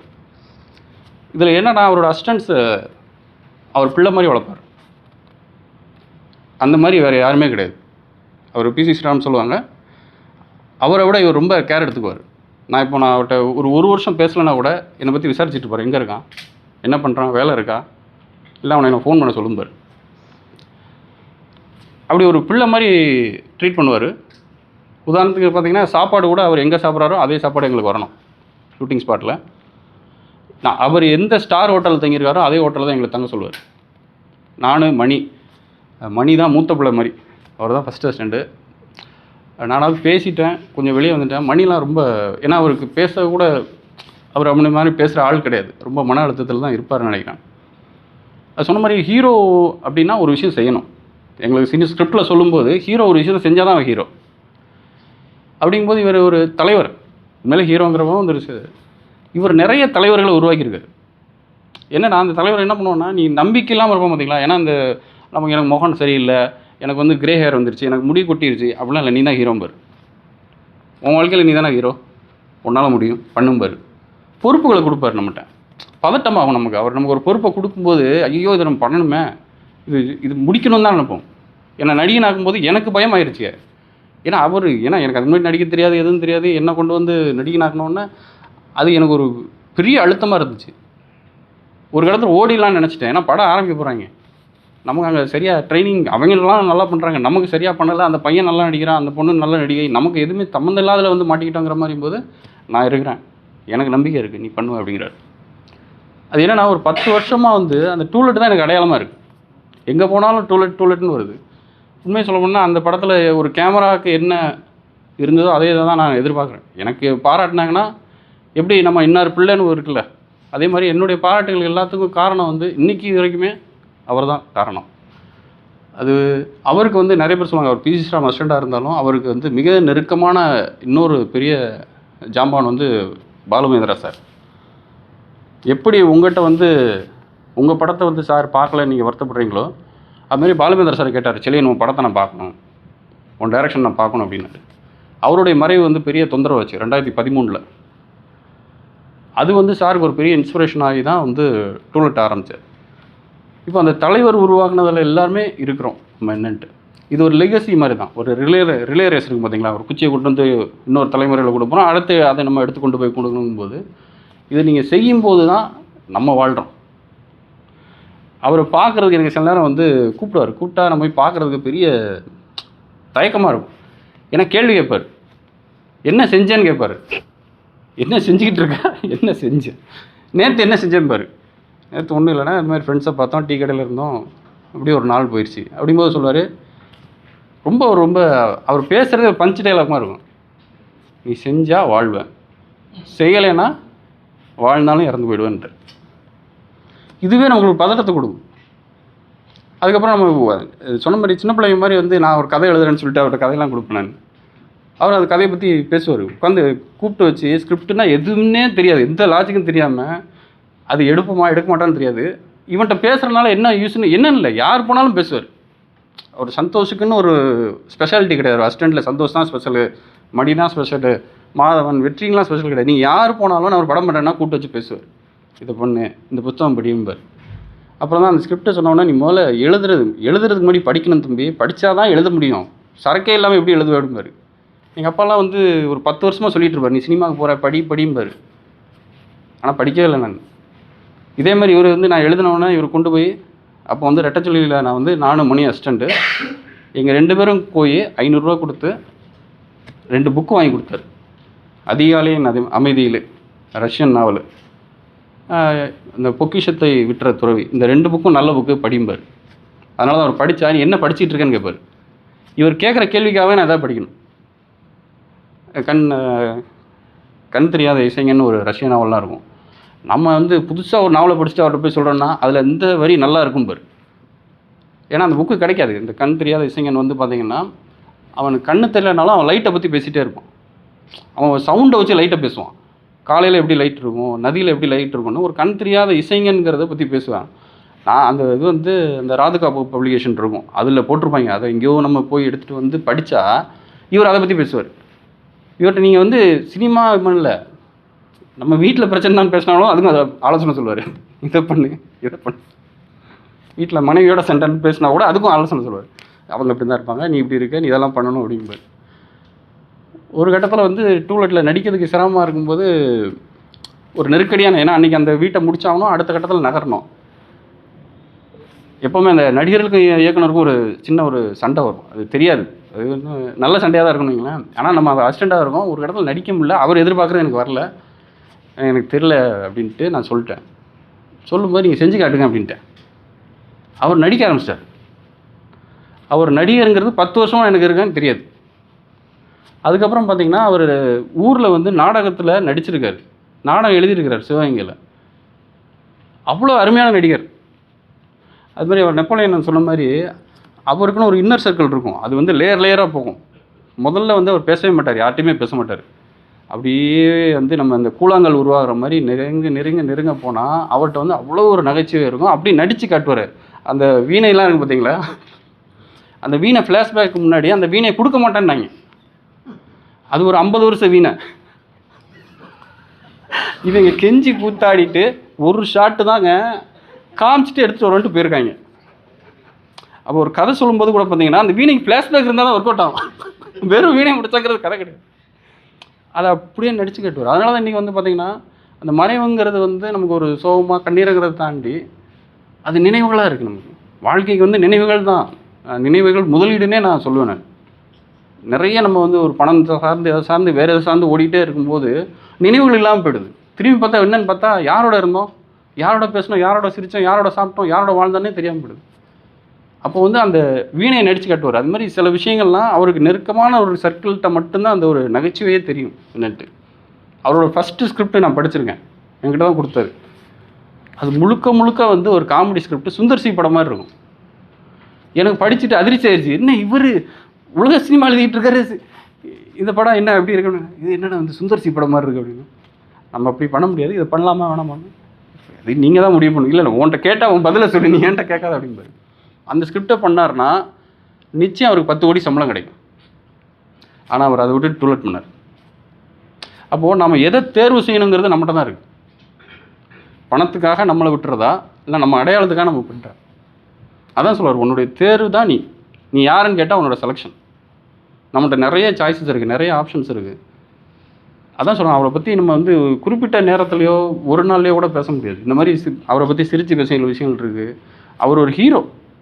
அதாவது வந்து எனக்குன்னு இல்லை, வாழ்க்கையில் நிறைய பேருக்கு அவர் வந்து அப்படியே போய் நீங்கள் உங்களால் முடியும், நீங்கள் பண்ணுங்கம்பார்.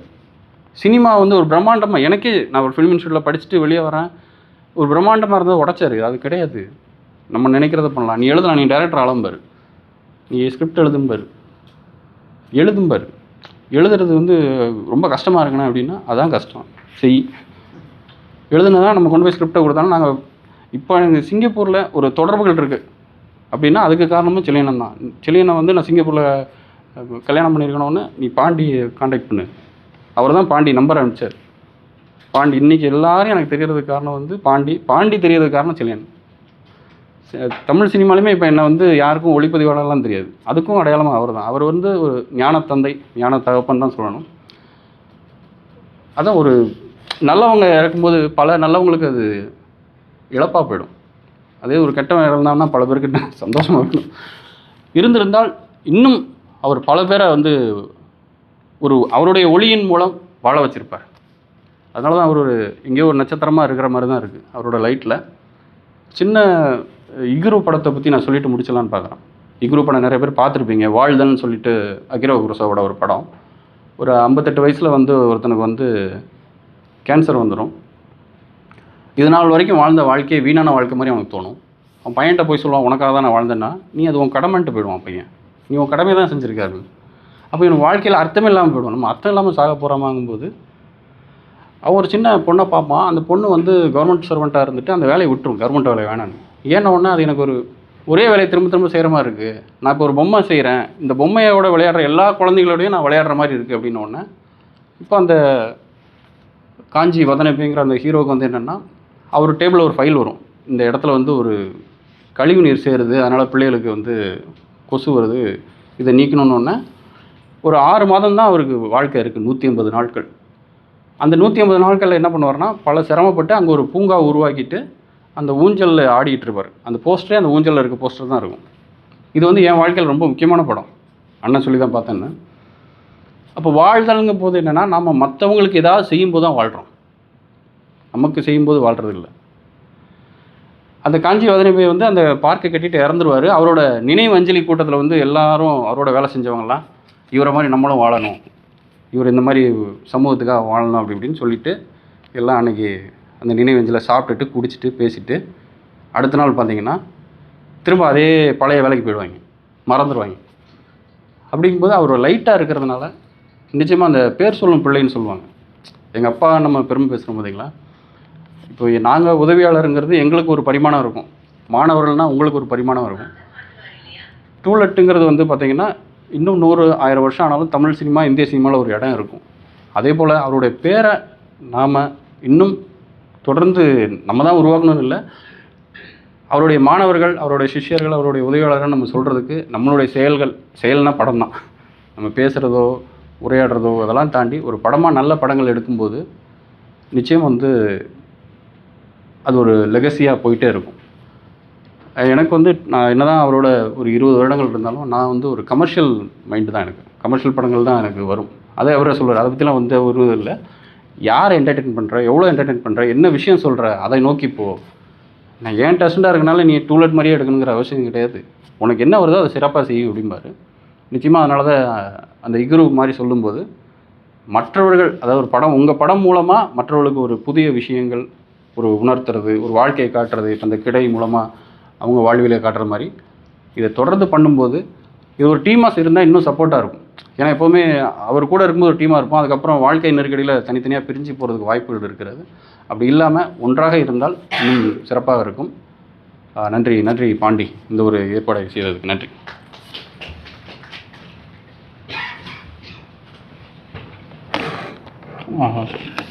ஒரு 10 நிமிஷம் தான் இருக்குது.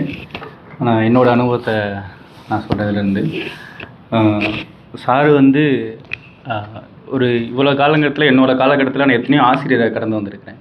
ஆனால் எந்த ஒரு ஆசிரியரோட முகத்துலேயும் அப்படி ஒரு பொலிவை நான் பார்த்ததில்லை. ஒரு இறை அருள் சொல்லுவோம், அந்த மாதிரி ஒன்று நமக்கு ஒன்று, ஒரு சாமியை பார்க்க போகிறோம், அங்கே போய் நின்று பார்க்கும்போது ஒரு தோணும் இல்லையா, அந்த மாதிரியான ஒவ்வொரு முறையும் நான் உட்காந்து அவரோட பேசும்போதும் அந்த இதைத்தான் நான் உணர்ந்திருக்கிறேன். அது முடித்ததுக்கப்புறம் நமக்கு ஒரு பெரிய நம்பிக்கை கிடைக்கும். சாரோட பேசினதுக்கப்புறம் என்னோட பேசி முடிச்சுட்டு இருந்த உடனே இதை பண்ணிடலாம் அப்படிங்கிற ஒரு பெரிய நம்பிக்கை.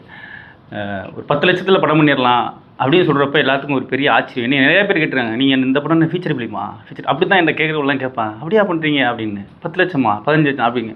ஆனால் சினிமாங்கிறது அது இல்லை, இப்படி பண்ணலாம் அப்படிங்கிறத எங்களுக்கு முன்ன வச்சவர் அண்ணன் தான். நான் அதுக்குள்ளே உள்ளே வர்றதுக்கு காரணமே நீதிபாண்டியன் தான். நீதிபாண்டியன் தான் என்கிட்ட, நீ வா, நீ உன்னோட வாழ்க்கையை நீ சொல்கிறீல்ல, நீ எனக்கு திரையை எடுக்கணுங்கிற ஒரு ஆசை இருந்தாலும் கூட அதை சொன்னது நீதிபாண்டியன் தான். அன்றைக்கி வகுப்பில் முதல் முறையாக நான் உள்ளே கலந்துக்கிட்டதுலேருந்து கிட்டத்தட்ட இப்போ 2 ஆண்டு ஆயிடுச்சு. ஆனால் ஒவ்வொரு முறையும் நம்ம சரிக்கு நிற்கும் போது திரைக்கதைங்கிறது வந்து திரும்ப திரும்ப எழுதுறது, நான் ஒரு கதை எழுதலை, இங்கே ஒரு பெரிய பிரச்சனை என்ன கேட்டிங்கன்னா, ஒரு எழுத்தாளராக திரைக்கதை எழுதுங்கிறது பெரிய சவால். அவர் அடிக்கடி அந்த எடுத்துக்காட்டை சொல்லிகிட்டே இருப்பார். இப்போ சுஜாதா ஜெயிச்ச இடமா இருக்கட்டும், ஜெயமோகனோ இல்லை எஸ்ராவோ அதுக்குள்ளே வராமல், அதில் ஜெயிக்க முடியாமல் போனதுக்கு காரணம் என்னென்னா, ஒரு எழுத்தாளர் வந்து திரையாசிரியர் ஆகிறதுல அதில் ஒரு பெரிய இது இருக்குது, சூட்சம் இருக்குது. நீ எழுதுறதுக்கு வந்து ஒரு பக்கத்தை நீ எழுதிங்கன்னா அது வரி வரியாக நிறைய எழுதலாம், ஆனால் அது ஒரு ஃப்ரேம், ஒரு ஷார்ட், அவ்வளோதான். நீங்கள் 1008 சொல்லலாம். ஒரு பெண்ணை வர்ணிக்கும் போதோ, ஒரு ஆணை பற்றி வர்ணிக்கும், மீசா அப்படி இருந்துச்சு அப்படி என்ன சொல்லலாம், ஆனால் அது ஒரு ஃப்ரேம். இப்படிங்கிற ஒரு மொழியை இதை சொல்லிவிட்டு ஒரு சிறுகதையில் சொல்லி இது கதையாக மாறுமா, இது திரைக்கதை எழுத முடியுமா, இது திரைக்கதை எழுத முடியாதுன்னா என்ன பண்ணலாம் அப்படிங்கிற விஷயங்களை நிறையா சொன்னார். கிடைங்கிற அந்த படத்தை எடுக்கிறதுக்கு அந்த எடுக்கிறதுக்கு 2 நாளைக்கு முன்னாடி நான் ஒரு 1.5 மணி நேரம் அவர்கிட்ட பேசிக்கிட்டு இருந்தேன். அந்த கையை உள்ளங்கையில் அப்படி பிடிச்சி வச்சுட்டு கொஞ்சம் நேரம் அப்படி நின்னார். என்னை முடிச்சு எடுக்க போகிறேன் அப்படின்னு சொல்லிட்டு, எனக்கு அந்த சூடு தான் இன்னும் என் கைக்குள்ளே இருக்குதுன்னு நினைக்கிறேன் நான். அதை என்னால் என் வாழ்க்கையில் நம்ம ஒரு இடத்துக்கு எங்கே போனாலும் மறக்க முடியாது அப்படின்னா நிறைய பேர் இருக்கிறாங்க. நம்ம அந்த மாதிரி ஒரு ஆட்களை வந்து நம்ம சொல்லிக்கிட்டே இருக்கலாம்.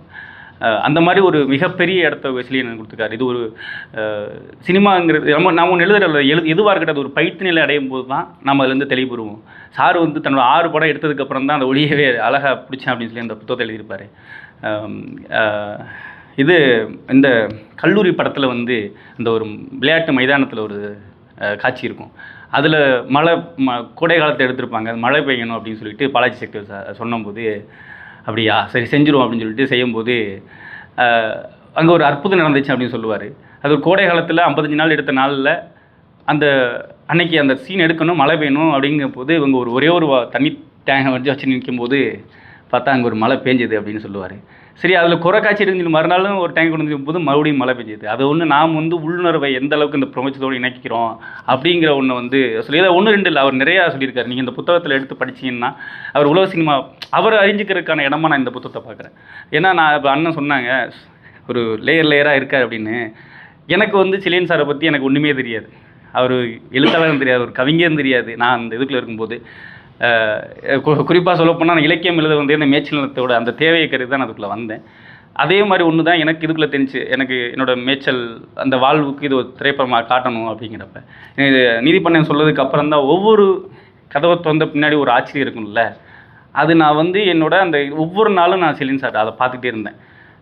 ஒவ்வொரு முறையும் நான் அவர்கிட்ட பழகும்போது இவ்வளோ ஒரு ஆச்சரியத்துக்கு முன்னாடி எனக்கு அவர் இசை அறிஞன்னு தெரியாது, உலக சினிமா அறிவு உள்ளவன்னு தெரியாது. உலக சினிமானா எனக்கு என்னன்னே தெரியாது சொல்லப்போனால். சினிமானா எனக்கு என்னே தெரியாது. நான் அப்படி தான் என்ன சொல்லிக்கிறேன். சினிமானா நான் வந்து ஒரு கனவுலையோ 5 வயசுலேருந்து 10 வயசுலையோ சினிமா இப்படி அப்படிங்கிற எந்த கோட்பாடுக்கும் இல்லாத ஒரு ஆள். நான் ஒரு சாதாரண உங்களை மாதிரி இப்படி என்னால் இந்த திரைப்படத்தை எடுக்க முடியும் அப்படிங்கிற நம்பிக்கை கொடுத்து ஒரு 17 நாள் எடுக்க வச்சு ஒவ்வொரு நாளும் அவர் கேட்டே இருப்பார்.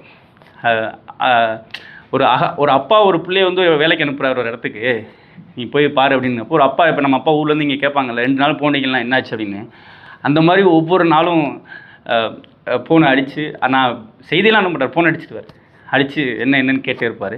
அப்போ நம்ம சொல்லும்போது அதில் குறைகள்லாம் சொல்லுவார். இந்த மாதிரி பிரமிப்பாக சொன்னோம்னா பரவாயில்ல நல்லா இருக்குங்கிற கூட அவர்கிட்ட வாங்கின சொல்லு வந்து இந்த சுட்டு நான் 2 முறை தான் வாங்கினேன் நான். அந்த ஒரு இதில் அது அந்த அந்த அப்படி ஒன்று அவர்கிட்ட கிடச்சது எனக்கு பெரிய இதானங்க. எனக்கும் அவருக்கும் உள்ள தனிப்பட்ட இதாக இருந்தது.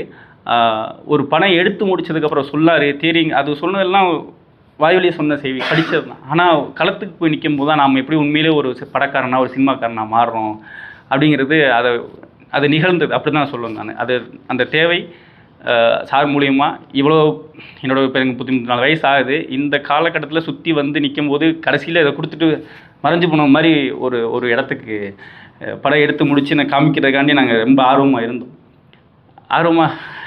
அந்த நேரம் அவர் தான் வந்து என்கிட்ட கேட்டார் கடைசியாக, எடிட்டிங் முடிச்சிட்டிங்களா பார்க்கலாம் அப்படின்னு. நாளை கொண்டு வரேன்னு சொல்லிட்டு இருந்தோம். அதுக்குள்ளே அன்னைக்கு செய்தியோட மறுநாள் செய்திக்கு எந்த செய்தியும் பதில் இல்லை.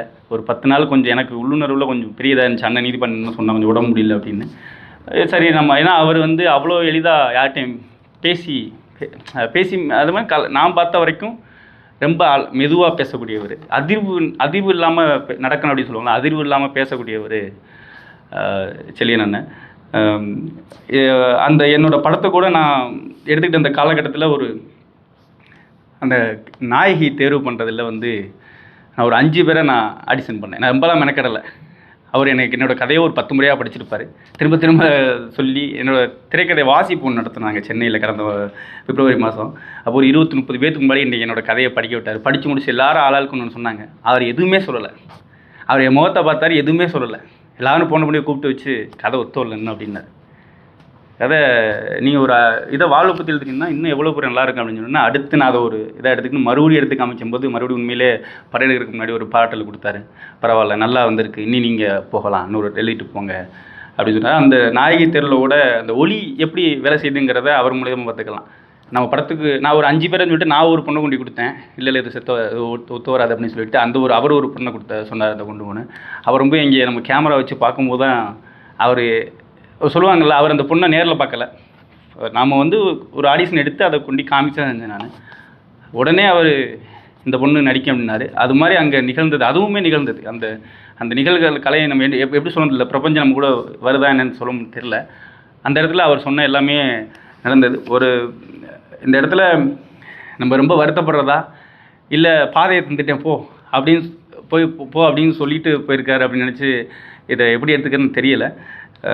இருந்தாலும் இந்த நேரத்தில் எவ்வளோ பெரிய இடத்துக்கு போனாலும் இப்படி ஒரு வாய்ப்பு கிடைக்குமா அப்படின்னா கிடைக்காது. ஆனால் அவரை தேடி அறிஞ்சிக்கிறதுக்கான சூழல் நம்மக்கிட்ட இருக்குது. அவரோட எழுத்து மூலியமும் அவரோட நிறையா காணொலிகளாக இருக்கட்டும், உலக சினிமா போன்ற புத்தகங்கள், தமிழ் சினிமான என்ன, உலக சினிமான என்ன, அவர் விரும்பின படம் வீடு பற்றி அதிகமாக எழுதியிருக்காரு. வீடு பாலமேந்திர சார், PC ஸ்ரீராம் சார் பற்றி. யாதவ கல்லூரியில் ஒரு ஒளி இதுக்காக போகும்போது அடிக்கடி சொல்லக்கூடிய ஒன்று, அங்கே வந்து இந்த ஒளியை அவர் எப்படி அறிஞ்சிக்கிட்டார் அப்படின்னு, காலையில் அந்த வைகரை பொழுது தேன் அப்படிங்கிற மாதிரி ஒன்றும் இல்லை, அவர் மட்டும் தனியாக நின்று எடுத்த ஒரு இதை போட்டிருக்காரு. நீங்கள் அதெல்லாம் படித்து பார்த்தீங்கன்னா தெரியும் அவரோட புத்தகத்தில். ரொம்ப பிரமாதமாக இருக்குது அவர் ஒளியை எப்படி பிடிச்சிக்கிட்டாரு அப்படிங்கிறத. இந்த நேரத்தில் அவரை நான் நினைவு கூறுறேன். கண்டிப்பாக இது தொடர்ந்து என்ன போன்ற மாணவர் எல்லாரும் இன்னும் அவர் பேர் சொல்லும் விதமாக படங்களை எடுக்கணும், அதுக்கு முன் வரணும் அப்படின்னு நான் கேட்டுக்கிறேன். நன்றி.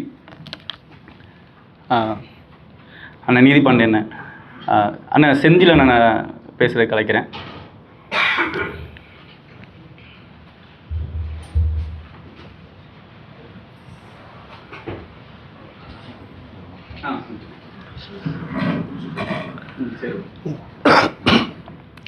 படங்கள் பார்த்துருக்கேன். இருந்தாலும் வந்து இங்கே இருக்கவங்களுக்குலாம் இருக்க மாதிரி ஒரு நெருக்கமான ஒரு தொடர்புலாம் கிடையாது. ஒரே ஒரு விஷயத்தை மட்டும் சொல்லலாம்னு நினைக்கிறேன். திருச்சியில் வந்து ஒரு தடவை வந்து ஒரு கிறிஸ்மஸ் விழாவுக்கு போயிருந்தோம். குழந்தைங்களுக்கு இடம் ஒரு 50 குழந்தைகள் வச்சுருக்க ஒரு சின்ன ஆசிரமமாக இருந்தது. அந்த அந்த இதுக்கு கிறிஸ்மஸ் விழாவுக்கு போயிட்டு வரப்போ வந்து அவ்வளோ கொண்டாட்டமாக இருந்தது. என்னை நண்பர் தான் அழைச்சிட்டு போனார். கொண்டாட்டம்லாம் முடிஞ்சதுக்கப்புறம் இங்கே எதுக்கு அழைச்சிட்டு வந்தீங்கன்னாக்கா, இங்கே ஒரு கிட்டத்தட்ட 20-25 பசங்க இருக்காங்க, இவங்க எல்லாம் பார்த்துங்க, அடுத்த வருஷம் வந்தோம்னாக்கா இதில் பாதி பேரை நம்ம பார்க்க முடியாது. என்னன்னாக்கா அங்கே இருக்க எல்லாருக்கும் வந்து எலும்புருக்கி நோய் அப்படின்னு சொல்கிற அந்த நோய், அதில் வந்து வருஷத்துக்கு ஒரு 10-15 குழந்தைங்களாவது அங்கே இறந்து போயிட்டே இருப்பாங்க. 2வது தடவை வந்து அதை பார்க்க முடியாது அப்படின்னு சொன்னார்.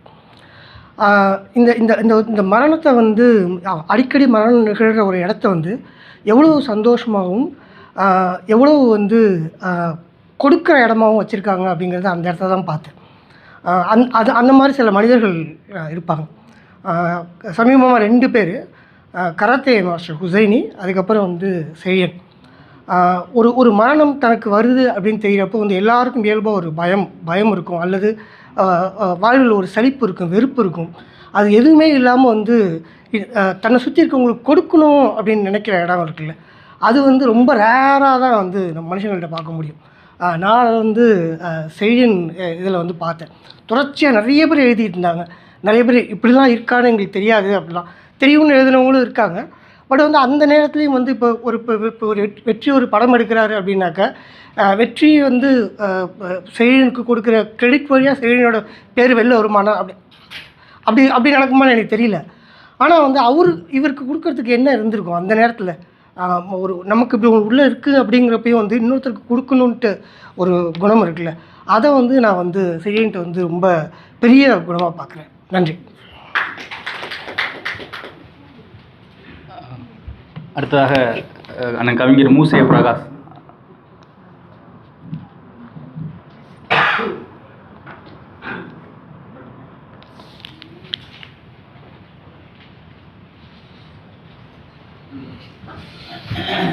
அனைவருக்கும் வணக்கம்.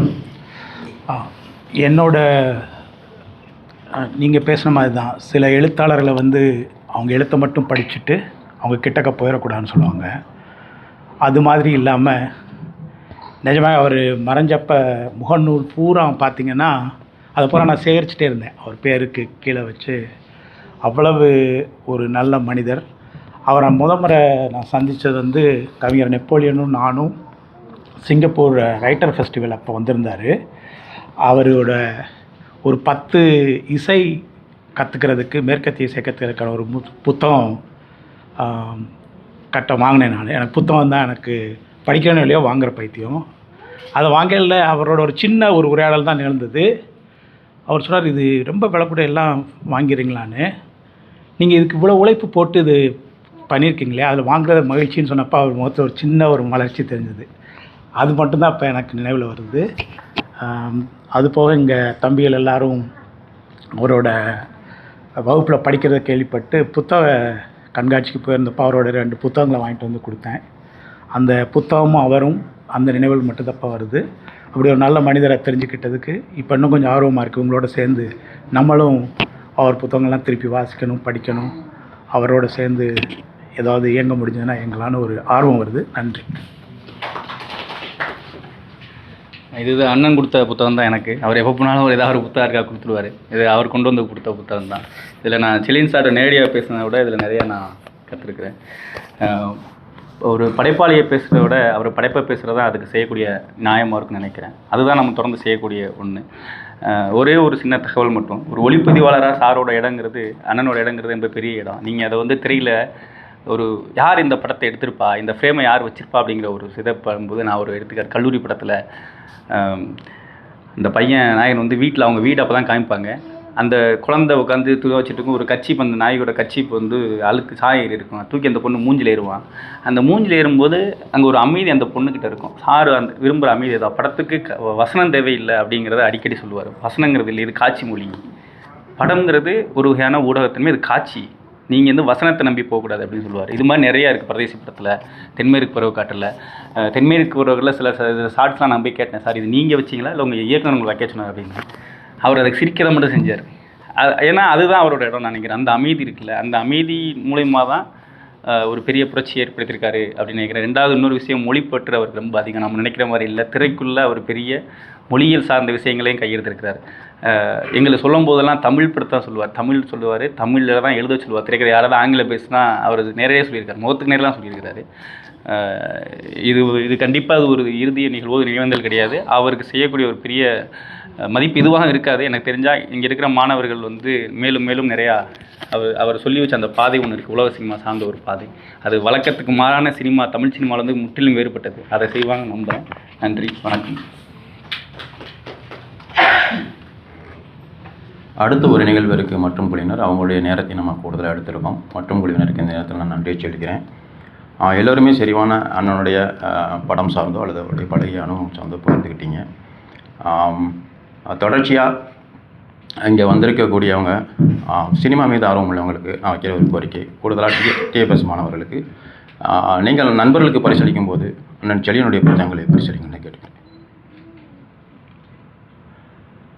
அடுத்த ஆண்டு சொன்னது மாதிரி வெற்றிச்சோழனுடைய கடை திரைப்படமும் இசைக்கு திரைப்படமும் 2 திரைப்படங்களும் சிங்கப்பூரில் நாங்கள் தேசிய நூலகத்தில் திரையிடுறதுக்கான ஒரு முயற்சியை பண்ண இருக்கிறோம். அந்த நேரத்தில் இங்கே இருக்கக்கூடிய சினிமா ஆர்வம் சார்ந்த நண்பர்கள் உங்களுடைய ஒத்துழைப்புகளை 2 இயக்குநர்களுக்கும் நீங்கள் கொடுக்க நான் கேட்டுக்கிறேன்.